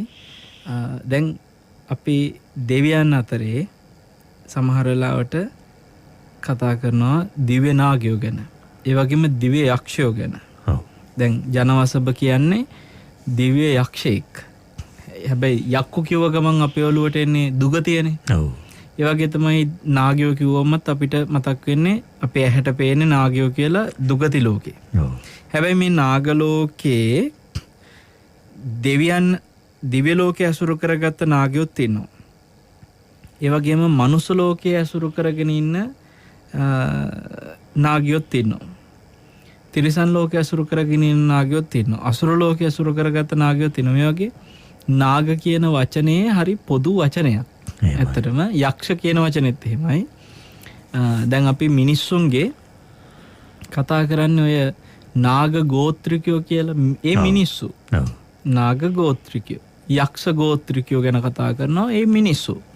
එතන මිනිස් ලෝකයේ අසුරු කරගත්ත යක්ෂ ගෝත්‍ර තියෙනවා. එතකොට දුගතියේ ප්‍රේතාත්මාදී ඇසුරු කරගත්ත යක්ෂයෝ ඉන්නවා. දෙවියන් තුලත් දිව්‍ය යක්ෂයෝ ඉන්නවා. වගේම නාගයොත් ඒ වගේමයි. අනිත් එක තිරිසන් සත්තු ගත්තාම දිව්‍ය ලෝකෙත් මොනරෝ ඉන්නවා, ගිරව් ඉන්නවා. ඒ සත්තු ඉන්නවා වරුණ. මේ දිව්‍ය ආලී ඉන්නවා. ඒ දෙවියන් අතරෙත් එහෙමයි. එතකොට නාගයන් හැටියට කතා කරන මේ ලෝකවල මුහුදාශ්‍රය කරගත්ත නාගයෝ අපේ අහලා තියෙනවා. ජයශ්‍රී මහ බෝධීන් වහන්සේ වඩම්මනකොට මහා සාගරයේදී බෝධීන් වහන්සේව වන්දනා කළා. ඒ වගේම ධාතුන් වහන්සේලා වන්දනා කරනවා. ස්වර්ණමාලි මහා සෑරදුන් වහන්සේ තුළ වැඩ සිටින ධාතුන් වහන්සේලා පවා නාග ලෝකයෙන් තමයි වඩම්ම ගෙනාවේ කියලා අපි දන්නවනේ. ජයසේන නාරජු ගැන අපි ඒ කියන්නේ බුදුරජාණන් වහන්සේගේ පරිනිර්වාණයත් එක්ක ධාතු බෙදෙන අවස්ථාව ගැන ඉස්සෙල්පත් වෙනවා. කතා කරනවා. ඒ වගේ මේ බොහොම ශ්‍රද්ධාවන්ත නාගයෝ ඉන්නවා. අන්න ඒ නාගයන්ට උනත් වරුණ බුදුරජාණන් වහන්සේගේ ගැන හිත පහදගෙන ගෞරවය ඇති කරගෙන කටයුතු කරන්න පුළුවන්. නමුත් තුන් ලෝකාග්‍ර කියලා අපි කතා කරන තුන් ලෝකය ඇතුළට ඔවුන් අයිති වෙලා නැහැ. මම ඒක කියන්නේ හේතුව මේකයි. මම මෙතෙන්දි කතා කරන්නේ බුදුරජාණන් වහන්සේ සරණ ගියපු අය නෙමෙයි. මම කියන නාගයෝ ගොඩාක් වර්ග ඉන්නවා කියලා. ඒක ලෝක ඇසුරු කරගෙන. දැන් ඔය මහා ඉරිදිමත් නාග කොට්ටාසයක් තමයි වරුණ මේ අපේ කියපු 13 වහන්සේලා වඳින, ඒ වගේම බෝධීන් වහන්සේලා වඳින ඒ නාගයෝ. එයාලා හරිම ඉරිදිමත්. ඒ අය අතරේ තියෙනවා ලස්සන කරුණු කීපය. ස්වාමීන් වහන්සේලා විදිහට මහාන වෙන්න අවශ්‍යතාවයක් ඇවිල්ලා එක නාගයෙකුට ඒ නාගය ඇවිල්ලා මේ භික්ෂුවකගේ වේශයක් මවාගෙන, කියන්නේ මිනිස් ලෝකයේ මිනිස් වේශයක් මවාගෙන ඒ නාගයා මහාන වෙනවා. එතකොට මේ නාගයා මහාන වෙලා කුටියක හුදකලාව භික්ෂුවක් විදියට ඉන්නවා. සමාජය තුළ පේන්නෙම භික්ෂුවක් කියලා හරිම ලස්සන කෙනෙක්, ප්‍රසන්න පෙනුමක් තියෙනවා. හැබැයි නාග ලෝකේ නාග ස්වරූපය එයා කුටියට ගියහම ඇති කරගන්නවා. කුටියෙන් එළියට එද්දී මිනිස් ස්වරූපය. කවදාකවත් සංඝයා එකට දානෙවල දන්නේ නැහැ. මොකද එයාට දානෙ ගන්න බෑ අර මේ ඇති කරගත්ත වේසයෙන්, මනුස්ස වේසයෙන් දානෙ ගන්න බෑ. මෙයා ආහාර ටික ගන්නේ නාග වේසයට ඇවිල්ලා. සිවුර පැත්තකින් තියලා නාග ස්වභාවයෙන් තමයි ආහාර ගන්න. එතකොට එක ස්වාමීන් වහන්සේ නමකට සැකයක් ආව, කවදාකවත් එකට දානි ගන්නේ නැහැ, හැමදාම හොරෙන් කුටියට යනවා. මොකක්ද හේතුව කියලා බලන්න. වාත කවුළු තියෙනවනේ බිත්තියේ. වාත කවුළුවකින් මේ භික්ෂුව බලනවා. බලනකොට මේ භික්ෂුව බය වෙනවා. විශාල නාග. අර නාග වේශය දැකලා. එතකොට අපිට තේරෙනවා වරුණ යම්කිසි අර අපි දකින නාගමය ස්වરૂපයක් ශ්‍රද්ධාවන්තව ඇසුරු කරන 이르දිමත් වූ ඒ නාගයන්ටත් තියෙනවා. එහෙමයි. දැන් අර මේ ඔය කාශ්‍යප බුද්ධ ශාසනයෙන් අවුරුදු 20000ක් සිල් රැකලා ගහක මේ කොලයක් කඩපු ඒ ස්වාමීන් වහන්සේ එතන ගහේ කොලේ කඩපු එකට පචිති ආපත්‍යක් වුණා කියලා එතන පසුතැවෙන ස්වාමීන් වහන්සේත් අන්තිමට යන්නේ නාග ලෝකෙට. එතකොට එතෙන්දි තේරෙනවානේ ධර්මය අවබෝධ කරන්න තියෙන අවස්ථාව අහිමි වෙච්ච ලෝකයකටයි ඒ ගියේ කියලා කියනවනේ. එතෙන්දි උපසම්පදා විනය කර්මයේ තුල නාග විමසන්නේ නේද? ඒක තමයි. එතන හරි අපූර්වයි. අර කුටිය ඇතුළට එබිලා වාත කවුලුවෙන් බැලපු භික්ෂුව බය වෙලා ගිහිල්ලා සංඝයාට මතක් කළා මේ අසවල් භික්ෂුව මෙන්න මේ තත්වයෙන් තමයි ආහාර ටික ගන්නෙ, මම S2ටම දැක්කා කියලා. එයා මිනිසෙක් නෙමෙයි, මනුස්ස වේශයක් මවන් ඉන්න නාගයෙක් කියලා කිව්වා. සංඝයා ඊට පස්සේ මේක බුදුරජාණන් වහන්සේට වහා පැමිණිලි කරනවා. එන්න කියන්න කිව්වා. එහෙනම් බුදුරජාණන් වහන්සේ ගාවට ආවෙත් මිනිස් වේශෙම වවාගෙනමයි භික්ෂුවක් විදියට. ඇත්තද කියලා ඇහුවා. මේ කියන කතාව. එහෙමයි ස්වාමීනි මම නාගයෙක් කිව්වා. ඇයි මෙහෙම දෙයක් කරේ කියලා. ස්වාමීනි අපිත් මහාන වෙන්න ආසයි කිව්වා. ඒතර බුදුරජාණන් වහන්සේ කියනවා නාග ලෝකයේ නාගයන්ට මේ භික්ෂුන් අතරේ මහාන වෙන්න අවස්ථාවක් නැත. බුදුරජාණන් වහන්සේ මේ මිනිස් ලෝකයෙන් එහා වෙන කිසිම ලෝකයකට ඒ අවස්ථාව අනුදැනව දාරන්නේ නැහැ කියලා. අර අඬනවා. අඬා කියනවා ස්වාමීනි අපිත් මහාන වෙන්න ආසයි. අනේ ස්වාමීනි ඔබ වහන්සේකට අපිට අවසරයක් දෙන්න නැත්තම් අවසරයක් නැතුණම් මහාන වෙන්න බෑනේ ඉතින්. මහානකම පිහිටන්නේ නෑනේ. ඒ නිසා යා කියනවා ස්වාමීනි එහෙනම් අපි වෙනුවෙන් මෙන්න මේ දේවත් පුළුවන් නම් කරන්න මේ භික්ෂුවට අපේ නම දෙන්න කිව්වා. ඉතින්දී බුදුරජාණන් වහන්සේ උන්වහන්සේ හරිම කාරුණිකයි. උන්වහන්සේ අරයාගේ හිතේ තීරච හැඟීම තේරුම් ගත්තා. උන්වහන්සේ අවස්ථාවක් දෙනවා සාමණේර කෙනෙක් උපසම්පදා වෙන්න සීමා මාලකයේදී උපසම්පදා වෙනකොට අහනවා ගුරුවරු නම මොකක්ද කියලා. එතකොට කියනවා ස්වාමිනී මගේ නම නාග කියලා. අදටත් ඒ දේ විදියටම සිද්ධ වෙනවා. බුදුරජාණන් වහන්සේ ඒක කරන්න කියලා කිව්වා. උපසම්පදා වෙන සෑම භික්ෂුවක්ම හැම හාමුදුරු කෙනෙක්ම උපසම්පදා වෙන වෙලාවෙදී කියනවා මගේ නම නාග කියලා. අපිත් ඒක කියලා තිනවා සීමා මාලකයේදී. කොයි ස්වාමීන් වහන්සේත් අපි කියමු අපේ කැටොල හේමාලෝක ස්වාමීන් වහන්සේ උපසම්පදා වෙනකොටත් උන්වහන්සේගෙන් ගුරුවරු අහනකොට මොකද්ද මේ නම කියලා කියන්නේ මම කැටොල හේමාලෝක කියලා නෙමෙයි. මම නාග. දැන් අහගෙන නැති. ඔව් මම නාග. ඒ වගේ හැම ස්වාමීන් වහන්සේ දැන් බලංගොඩ රාද ස්වාමීන් වහන්සේ කියනොත් උපසම්පදා වෙන වෙලාවේ අහනකොට උන්වහන්සේත් කියන්නේ මම රාද කියලා නෙමෙයි. මම නාග. හරිද? සමහර හාමුදුරුවෝ නාග කියලාම නම තියෙනවා. නාගානන්ද ඔය නාග වචනේ තියෙන ඕන තරම් සමහර හාමුදුරුවෝ. එතන ඉතින් හාමුදුරුවෝ කොහොමත් නාග. ඒ වගේ දැන් ඔය උපසම්පදා කරන ස්වාමීන් වහන්සේලාව සීමා මාලකයට ගෙනියන්න කලින් තියෙන තැනක් තමයි මේ ඒ අදාළ නිකායේ පාර්ශවයේ භික්ෂූන් උපසම්පදාවට ගෙනියන්න කලින් කෝට්ටේ නාග විහාරේ. ඒ නාග කියන වචනේ හැදෙන්නේ එතන නාග විහාරය කියලා නම වැටලා තියෙන ඔය හේතුවත් එක්ක. නාගයෝ කියන උපසම්පදාවට ගෙනියන සාමණේරයන්ට නාග කියලා නම තියෙන නිසා නාගයව නවතින තැන. හරි නාග විහාරය.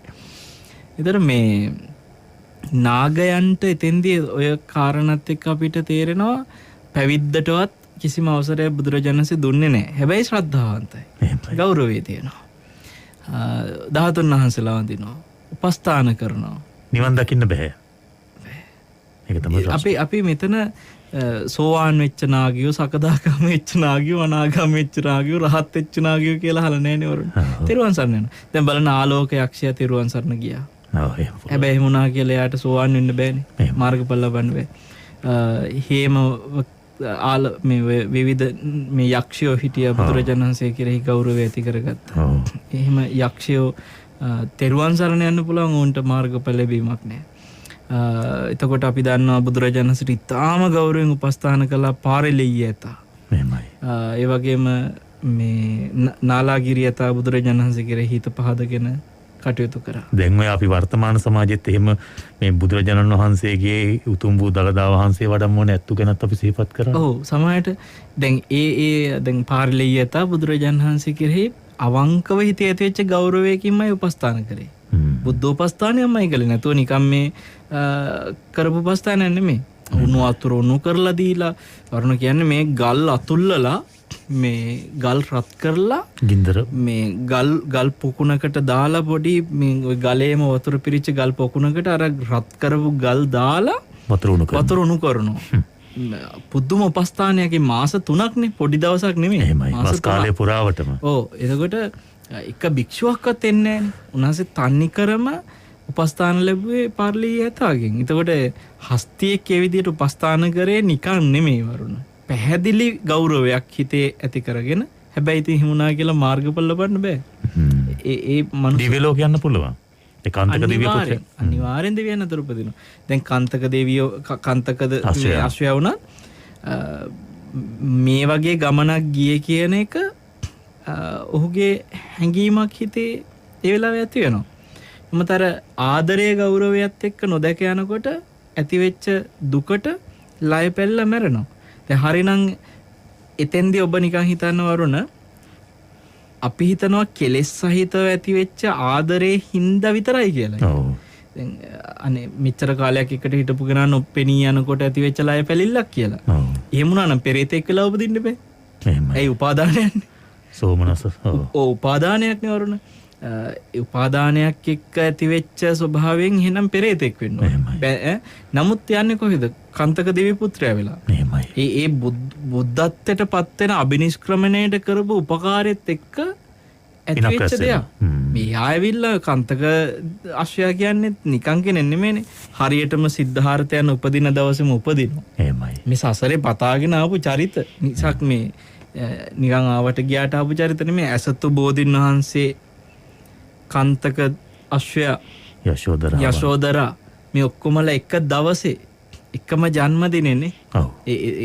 ඒවා නිකන් වෙච්ච නෙමෙයි. සහජාත වස්තු. හේතු සහිතව වෙච්ච දේවල්නේ. ඒ නිසා ඒ ලය පැලීම හිත පහදවාගත්තු ලය පැලීමක්. මිසක් නැත්තම් දෙවියන් අතර උපදින්න බෑ. ඒ නිසා අපිට තේරෙනවා ඔවුන් ඒ දෙව්ලොව ගිහිල්ලා සෝවාන් වුණා. එහෙමයි. අන්න එහෙනම් තුන් ලෝකෙට බැහැගත්ත තැන සෝවාන් වුණා. එහෙමයි. තිරිසන් ලෝකේ කියන්නේ තුන් ලෝකෙ නෙමෙයි. ඔව්. එතෙන්ට ගියාමයි සෝවාන් වුනේ. එතෙන්ට තුන් ලෝකයේ ඇතුළට එන්න ඕනේ.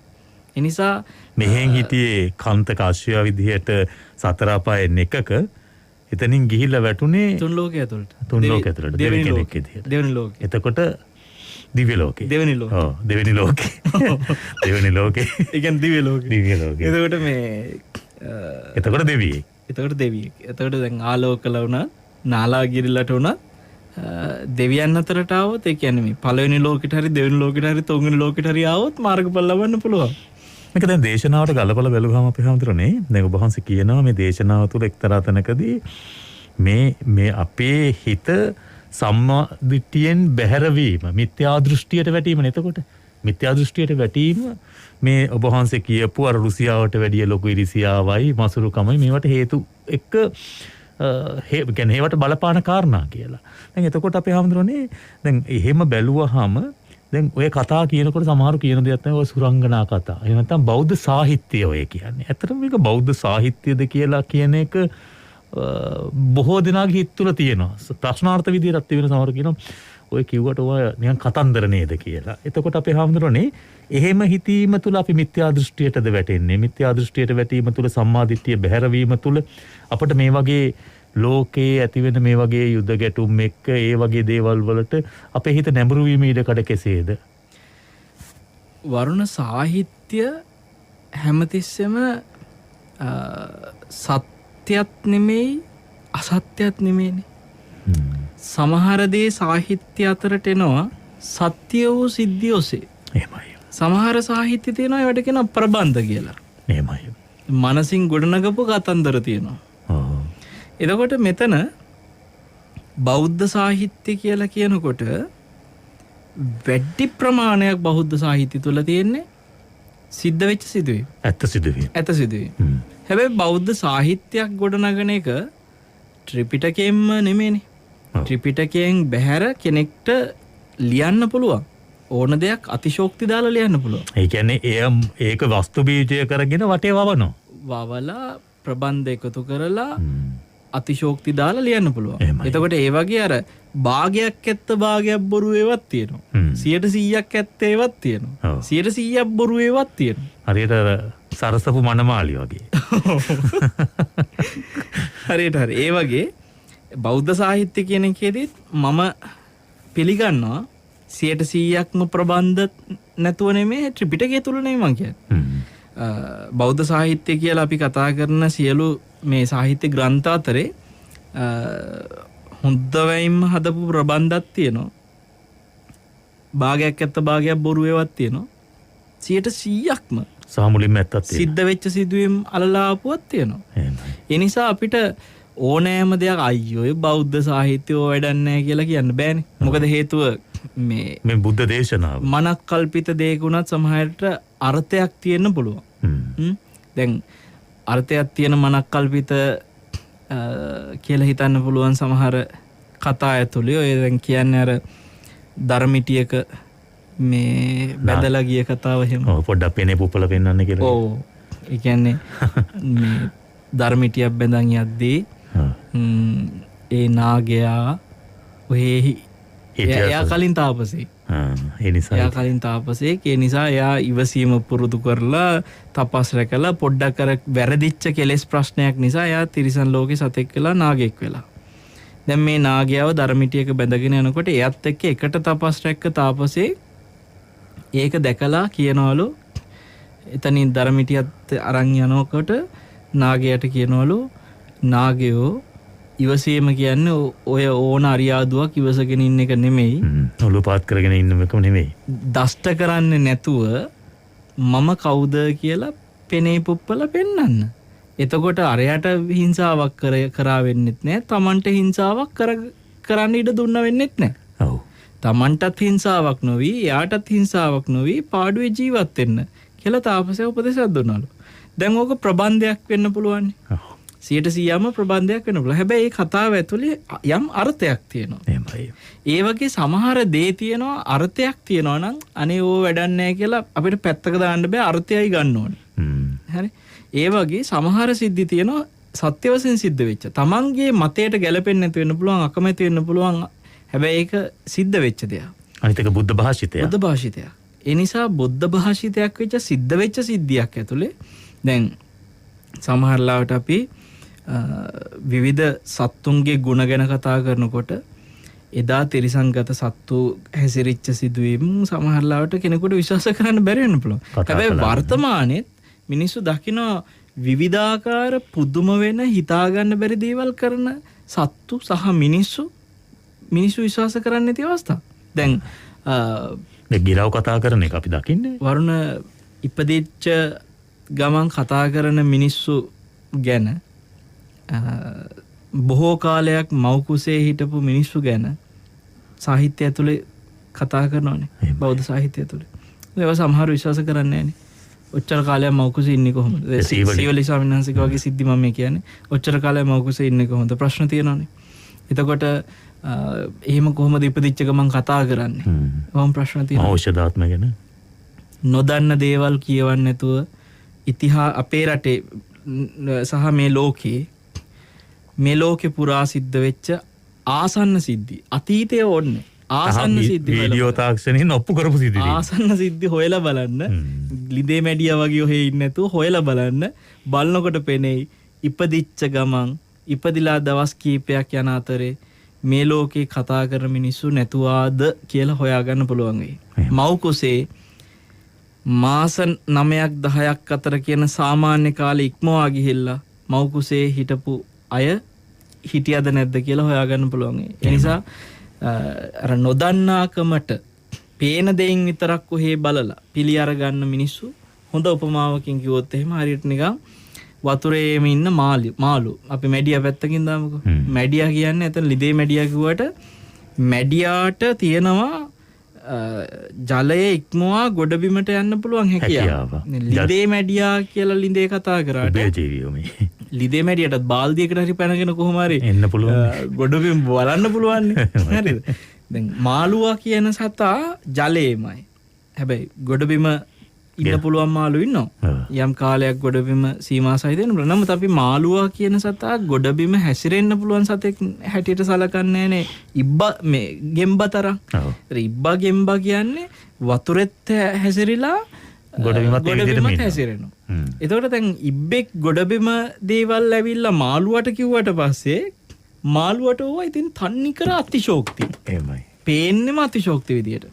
එතකොට වරුණ එතෙන්දී අපි සමහර වෙලාවට මාළුවා අර ඉබ්බගේ කියන හැමදේම අනේ යනවා යන්න ඕවා කොහෙද තියෙන්නේ අපි දැකලා නැති මෙච්චර කල් ජීවිතේ කවදාකවත් අහලා නැති දේවල් මේ තවුන් ඇවිල්ලා කියනවා කියලා ඉබ්බට විවිධ විදිහට නිකන් විහිළු තහළු කරයි. ඔව්. ඒ ඉබ්බා කියන එක පිළිගන්නේ නැතුව. හැබැයි බුද්ධිමත් මාළුවා එක පාට පිළිගන්නෙත් නැහැ ප්‍රතික්ෂේප කරන්නෙත් නැහැ. ඉස්සෙල්ලාම බලනවා Tamanට නැති හැකියාවක් ඇත්තටම ඉබ්බට තියනවද කියලා. අර කියන ඒවා පිළිගන්න එකත් ගුණා වගේ පිළිගන්න ඕනේ නැහැ. ඒ නිසා ප්‍රතික්ෂේප කරන්නත් බෑ. පිළිගන්න කෙනත් එක පාට පිළිගන්න කෙනත් මෝඩයා ඇත්තද හා කියලා ප්‍රතික්ෂේප කරන කෙනත් මෝඩයා. විමසුම් බුද්ධිය මේ මෝඩකම් දෙකම නොකර බලන්න ඕනේ Tamanට තියෙන හැකියාවට ඉක්මවා ගිය හැකියාවක් ඉබ්බාට තියනවද බලනකොට තේරෙනවා ඔව්. වතුර ඉක්මවා ගිහිල්ලා ගොඩබිම හැසිරීමේ හැකියාවක් ඔහුට තියෙනවා මට නැහැ. අන්න එතකොට තේරුම් ගන්නවා එහෙනම් මම නොදකින දේක් ඔහු දකිනවා. අන්න ඒ හැකියාව බුදුරජාණන් වහන්සේලා කියලා කියන්නේ මේ මනස දියුණු කරලා තමන්ගේ මානසික ස්වභාවය ඉක්මවා ගිය උත්තමයෝ. එහෙමයි. අන්නේ ඉක්මවා යාම අන් කාටවත් බෑ. දෙවියන් නිකන් අර දේව මානසිකත්වකින් වගේ බුදුරජාණන් වහන්සේ වදාළා නෑනේ මම දකින දේ ඔබට කවදාකවත් දකින්න බෑ. එහෙම කියන්නේ මේ අතීත ජීවිත ගැන බුදුරජාණන් වහන්සේ යම් ඥානයකින් වදාලා නම් පුබ්බේ නිවාසානුස්සති ඥානෙන් ශ්‍රාවකයාටත් ඒ පුබ්බේ නිවාසානුස්සති ඥානෙ ඇති කරගන්න බැරිකමක් නැහැනේ. මඟ පෙන්වලා තියෙනවා. උන්වහන්සේකට මඟ පෙන්වලා තියෙනවා. එතකොට එකම දේ ශ්‍රාවකයාට සීමා සහිතව පෙර ජීවිත දකිනකොට බුදුරජාණන් වහන්සේ අසීමිතව පෙර ජීවිත දකිනවා. එතකොට ශ්‍රාවකයාට බැරි දෙයක් බුදුරජාණන් වහන්සේ පමණක් දැක උන්වහන්සේ කිව්වාම නෙමෙයි. දැන් අතනදි වෙන්නේ මේකනේ. ඉබ්බා මාළුවට ඇවිල්ලා විස්තර කිව්වට මාළුවට හැමදාම අහන් ඉන්න විතරයි පුළුවන්. ඉබ්බෙක් වෙන්න බෑනේ මාළුවට. හැබැයි මෙතනදී බුදුරජාණන් වහන්සේ ඉබ්බා විදිහට ඇවිල්ලා අපි නැමැති මාළුවට මේක කියන ගමන් උන්වහන්සේ මේ මාළුවා වෙච්ච අපිටත් ඉබ්බෙක් වෙන ක්‍රමෙත් පෙන්වලා තියෙනවා. සහ දැන් වර උන්වහන්සේ ඇතැම් අවස්ථාවල අපේ හඳුරන්නේ තව 이르දිමතුන් වහන්සේලා දැකලා ආපු කාරණා පිළිබඳ උන්වහන්සේ සිහිපත් කළාම කරද්දි තමයි මමත් ඕක කලින් දැක්කා. හැබැයි මම කිව්වේ නෑ. මොකද ඕක කිව්වට පස්සේ පිළිගන්නේ නැති හින්දා දැන් ඔන්න තව දැක්ක කෙනෙක් ඉන්න හින්දා මං කියන්නම් කියනවා. හොඳම උදාහරණ තමයි ලක්කන මහරහතන් වහන්සේ මුගලන් මහරහතන් වහන්සේ ගිජ්ජකොටෙන් බහිනකොට දැකපුවා. එතකොට ඕක තියෙනවා සංයුත්ත නිකායේ ලක්කන සංයුත්තේ සූත්‍ර ගණනාවක් තියෙනවා. දින ගණනාවක් දැකපු දේවල් තියෙනවා. එහෙමයි. එතකොට ඒ අය අතීතේ මොන වගේ අය වෙලා හිටියද, ඒ කර්ම මොන වගේද, ඒ විපාක කොහොමද විඳින්නේ ඔක්කොම උන්වහන්සේ දේශනා කරනවා. හැබැයි ඒවා මම කියන්නේ නැතුව හිටියේ කියනවා. ඒ වගේ තැන් තියෙනවා වර්ණ. දැන් ඉරවල් හතක් පායන එක ගැන උනත් කියලා උන්වහන්සේ අවසානයේ කියනවා මේක හරියටම විශ්වාස කරන්නේ සෝවාන් වෙච්ච කෙනෙක් විතරයි. මොකද සෝවාන් වෙච්ච කෙනා දන්නවා භාග්‍යතුන් වහන්සේගේ වචනය ඒකාන්ත සත්‍යයක්. අවෙච්චප්පසන්නයිනේ. බුදෝරු ගැන නොසැලෙන පැහැදීමකින් සෝවන් වෙච්ච කෙනා. ඒ නිසා එයා විතරයි කියන මේක හරියටම විශ්වාස කරන්නේ. එච්චරට ඉරවල් හතක් පායන එකුණත් කෙනෙක් හිතන්නේ අතිශෝක්තියක් කියලා. බුදුරජාණන් වහන්සේ ඒ නිසාම අවසානයේ කියන්නේ මේක මේ සාමාන්‍ය මිනිසෙක් විශ්වාස කරන්නේ නැති වෙන පුළුවන්. අපේ හන්ද දැන් අපි මේ පිච්ච වගාව නැත්තම් මේ පිච්ච වනේ පිළිබඳව කතා කරන්නේ. ඊට කලින් ඔය කතාවේම නැත බොහන්සේ පැහැදිලි කරපු කෑල්ලෙම කොටසේම තව පැත්තකට මම පොඩ්ඩක් එන්න කැමතියි. අපේ හන්දරනේ විනාඩියකින් දෙකකින් හරි ඒක පැහැදිලි කරන්න. දැන් ඔය එතකොට සම්මාදිට්ඨිය ඇතිවීම තුළ අපිට බුදුරජාණන් වහන්සේ කෙරේ අවිච්ඡ ප්‍රසාදය ඇති කෙනෙක් විදිහට නැත්නම් තුනුරුවන් සරණ ගිය ශ්‍රාවකයෙක්ට බුදුරජාණන් වහන්සේ කෙරේ අචල ශ්‍රද්ධාවක් තියෙනවා. එතකොට ඒ ශ්‍රද්ධාවත් එක්ක බලනකොට අපි විශ්වාස කරනවා මේකයි. එහෙනම් මේ නොපෙනෙන කොටස් වල බලපෑමක් තිබෙනවා කියලා. එහෙම විශ්වාස කරන නිසානේ අපි දෙවියෝ විශ්වාස කරන්නේ. මේ වගේ ලෝක යුද්ධ වෙන්න පුළුවන්, රටවල් අතර යුද්ධ වෙන්න පුළුවන්. මොනවා හරි ප්‍රශ්නවලදී දෙවියෝ කොටස් වලට බෙදලා එහෙම මේ රටවල් වලට උදව් කරනවාද? ඒ පුද්ගලයන්ට උදව් කරනවාද? දෙවියෝ අතරත් ගැටුම් ඇති වෙනවද? වරුණ සමහර වෙලාවට මේ දෙවිවරු අතරේ එකිනෙකා වෙනුවෙන් පෙනී ඉන්න තැන්. එයාලා වෙනුවෙන් පෙනී ඉඳලා ඒ පැත්ත ගන්න ඒවා. ඕවා විතර මිනිස්සුන්ගේ තියෙන ස්වභාව ඒ විදිහටම තියෙනවා. හරි. සමහරවිට මිත්‍යා දෘෂ්ටිකකම් දෙවියෝ අතරත් තියෙනවා. තන්නිකර මහා මිත්‍යා දෘෂ්ටි වල බැහැගත් දෙවිවරු ඉන්නවා. එහෙමයි. සමහර ලාවට ඔය ඇතැම් අය දෙවියන්ගේ උදව් ගන්නවා කියන්නේ. ඔව්. ඇත්තටම මිත්‍යා දෘෂ්ටික වැඩවලට උදව් කරන දෙවිවරු ඉන්නවා. දැන් එතකොට බුද්ධ දේශනාවේම තියෙනව නේද? යම් ආකාරයට දුසිල්වත් ඉන්න පුද්ගලයන් කෙරෙහි දෙවියෝ හැරිලවත් බලන්න කැමති නෑ කියන කාරණාව. සම්‍යක් දෘෂ්ටික දෙවියෝ. සම්‍යක් දෘෂ්ටික දෙවියෝ. දැන් ඔය සක්‍ර දෙවියෝම කියපු අවස්ථාව. ඒ හැරිලා බලන්නේ නැති සම්‍යක් දෘෂ්ටික දෙවිවරු. මිත්‍යා දෘෂ්ටික දෙවිවරු හරියට අර ජරාව කන මිනිස්සු ඉන්නේ. ඒ වගේ වරු. ඔව්. ඒ වගේ ජරාව කන දෙවිවරු ඉන්නවා වරුණ. හරි. ජරාව කන දෙවිවරු ඉන්නවා. වැරදි දේවල් වලට උදව් කරනවා. Tamanට මොන හරි වැරදි ප්‍රතිලාභයක් තියනවාද නම් ඒ වගේ දෙයකදී එහෙම දෙවිවරු ඉන්නවා මිත්‍යා දෘෂ්ටි වලට උදව් කරන. මේක කෙනෙක්ට විශ්වාස කරන්න නැති වෙන්න පුළුවන් හේතුව මේ මිත්‍යා දෘෂ්ටික නම් කොහොමද දෙවියන් අතරට ගියේ කියලා ප්‍රශ්නයක් තියෙනවනේ මිනිස්සුන්ට. ඒකට උත්තරේ තමයි ඇත්ත. මිත්‍යා දෘෂ්ටික නම් දෙවියෙක් වෙන්න බෑ. මොකද හේතුව මිත්‍යා දෘෂ්ටිකයට තියෙන මරණයෙන් පස්සේ උපත් දෙකයි. ඔව්. එක්ක නිරය යනවා, එක්ක තිරිසන් ලෝක යනවා. එතකොට මිත්‍යා දෘෂ්ටික වෙච්ච කෙනෙක් මනුස්ස ලෝකෙවත් එන්නේ නැහැ. එහෙමයි. කොහෙත්ම එන්නේ නැහැ මනුස්ස ලෝකෙවත්. දේශනාවලු තියෙන්නේ එහෙම. ඔව්. කර්මඵල පිළිගන්නේ නැති මිත්‍යා දෘෂ්ටිකයා කවදාකවත් මනුස්ස ලෝකෙවත් එන්නේ නැහැ. ඔව්. හැබැයි දෙවියන් අතර ඉන්නවා පැහැදිලිවම කර්මයේ පිළිගන්නේ නැති දෙවිවරු. කොහොමද ඒක? කර්ම විපාක පිළිගන්නේ නැති දෙවිවරු ඉන්නවරු. එහෙමයි. ඒක වෙන්නේ දැන් මනුස්ස ලෝකෙම හිතන්න මිනිස් ලෝකේ නැද්ද පින විශ්වාස කරන්නේ නැති, පව් විශ්වාස කරන්නේ නැති, මේවා විපාක තියනවා කියලා විශ්වාස කරන්නේ නැති, මැරිලා ආයි උපදිනවා කියන එකවත් පිළිගන්නේ නැති මිනිස්සු මිනිස් ලෝකේ ඉන්නවද නැද්ද? ඉන්නවා. ඕනතරම් නියත මිත්‍යා දෘෂ්ටිකයෝ වැඩිපුරම ඉන්නවා මම හිතන්නේ. වරුණ ඒ නියත මිත්‍යා දෘෂ්ටිකයෝ මනුස්ස ලෝකෙට ආවේ කර්ම විපාක පිළිගත්ත පුණ්‍ය විපාකයකින්.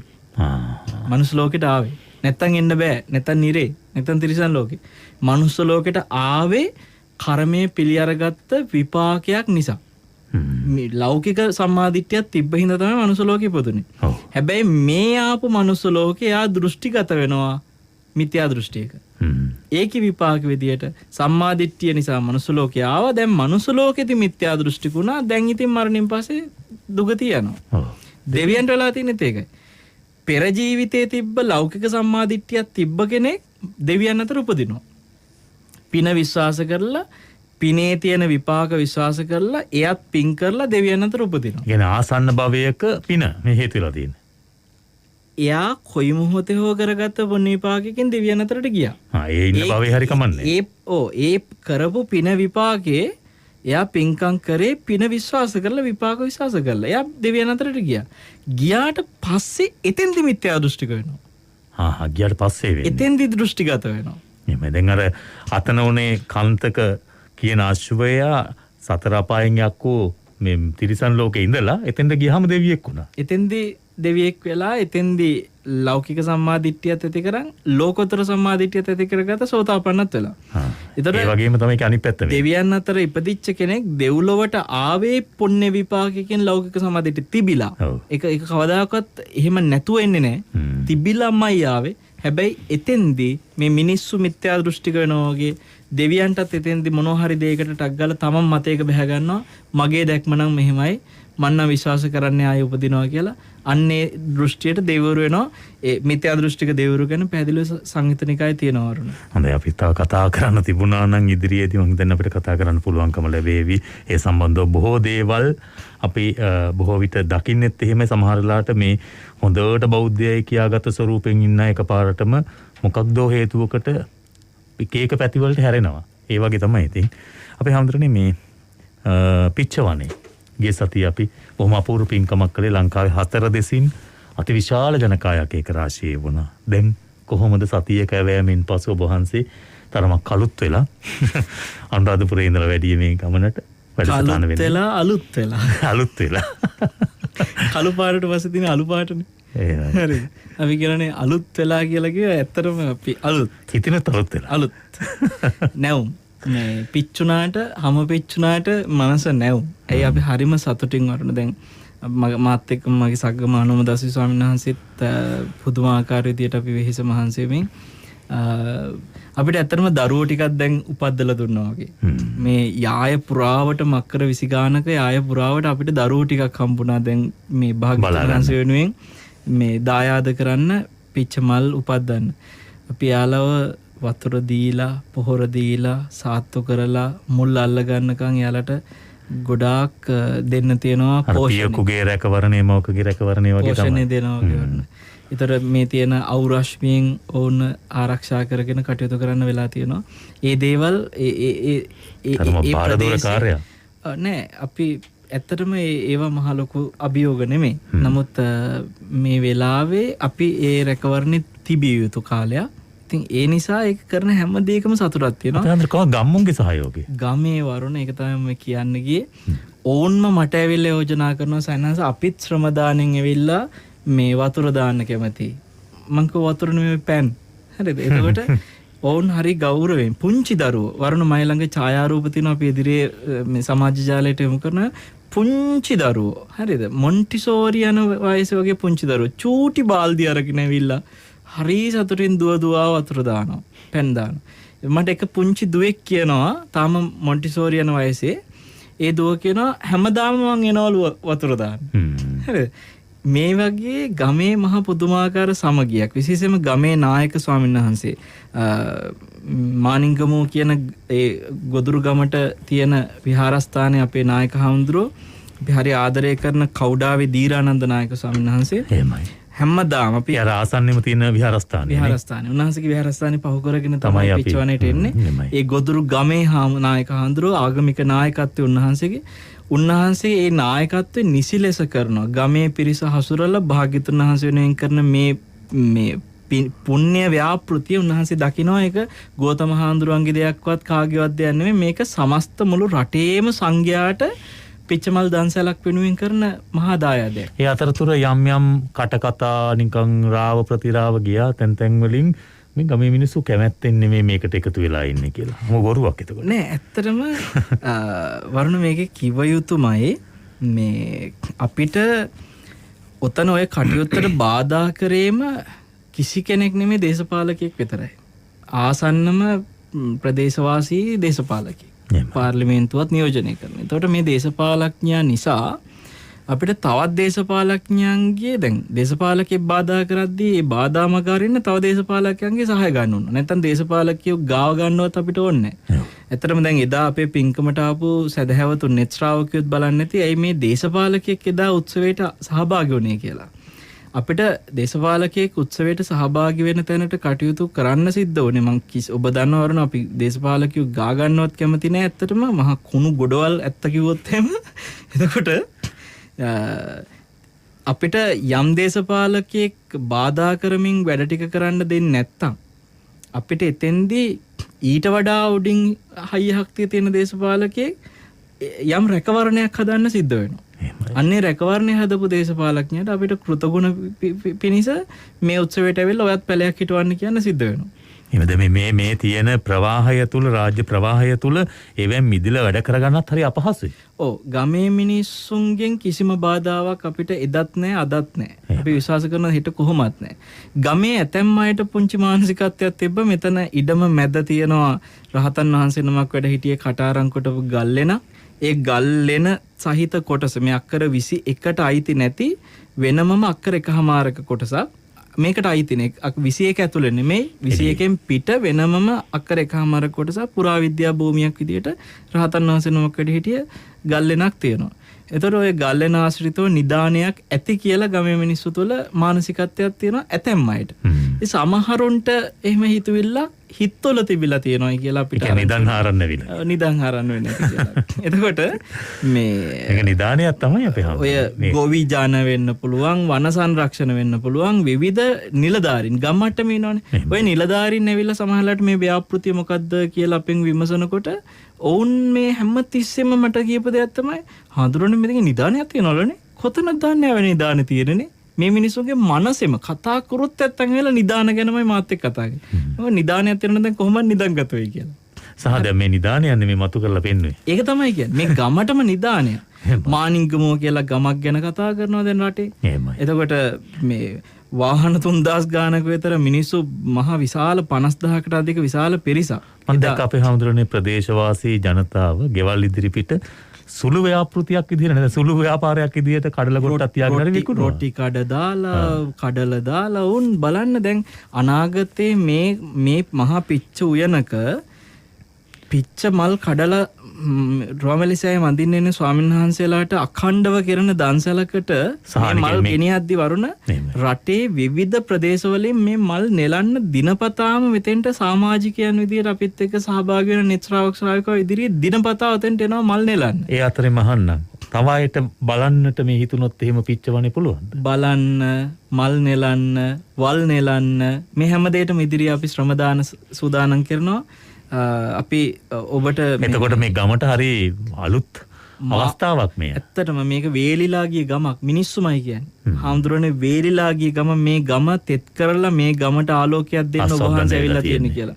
අපේ ගමේ කවුඩාවේ දීරානන්ද නායක හාමුදුරුවෝත් කියන්නේ ඒක. ඒ පළාතෙම නායක හාමුදුරුවෝ කොටෙම තන්තරේමලේ නායක හාමුදුරුවෝ පවා මට මතකයි එදා දානෙට වැඩලා උන්වහන්සේ පවා කිව්වේ මේ වගේ ගමකට මෙච්චර රටපුරෙන් පිරිසක් ඇවිල්ලා මේ ගමේ මිනිස්සුන්ට ශක්තියක් වෙන්න වැසිකිළියකට මේ අසල්වැසි නිවෙස් වලට මිනිස්සු එදා වැසිකිළියට ගිහිල්ලා තේ ගෙවල් වල අයටත් කීයක් හරි මුදලක් ආධාරයක් දීලා ඇවිල්ලා ඇත්තටම මැටි ගෙවල් පිරිච්ච මහාම දුක් විඳ විශේෂම අලි ප්‍රශ්නත් එක්ක දුක් විඳින ගමක්.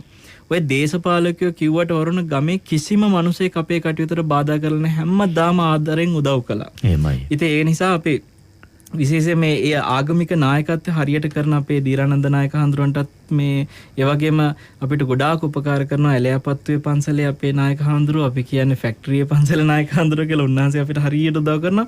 ඒ ස්වාමීන් වහන්සේලා වගේම විශේෂයෙන්ම වරුණ අපි මේ නිර්මාණය ඔබ කිව්වා හරිය අලංකාර මනරම් නිර්මාණයක් කියලා.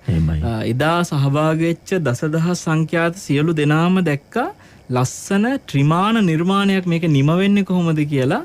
ඇත්තට මේ ත්‍රිමාන නිර්මාණය අපිට මනාකොට අලංකාරවත්ව කරලා දුන්නේ මුදිත ප්‍රියංකර පෙරේරා කියන මහා නිමැවුම්කරු. ඔහුගේ YouTube නාලිකාවක් තියෙනවා මුදිත ප්‍රියංකර පෙරේරා කියලා. ඇත්තටම ඒ බලනකොට තේරෙනවා ඔහු හරිම දක්ෂයි.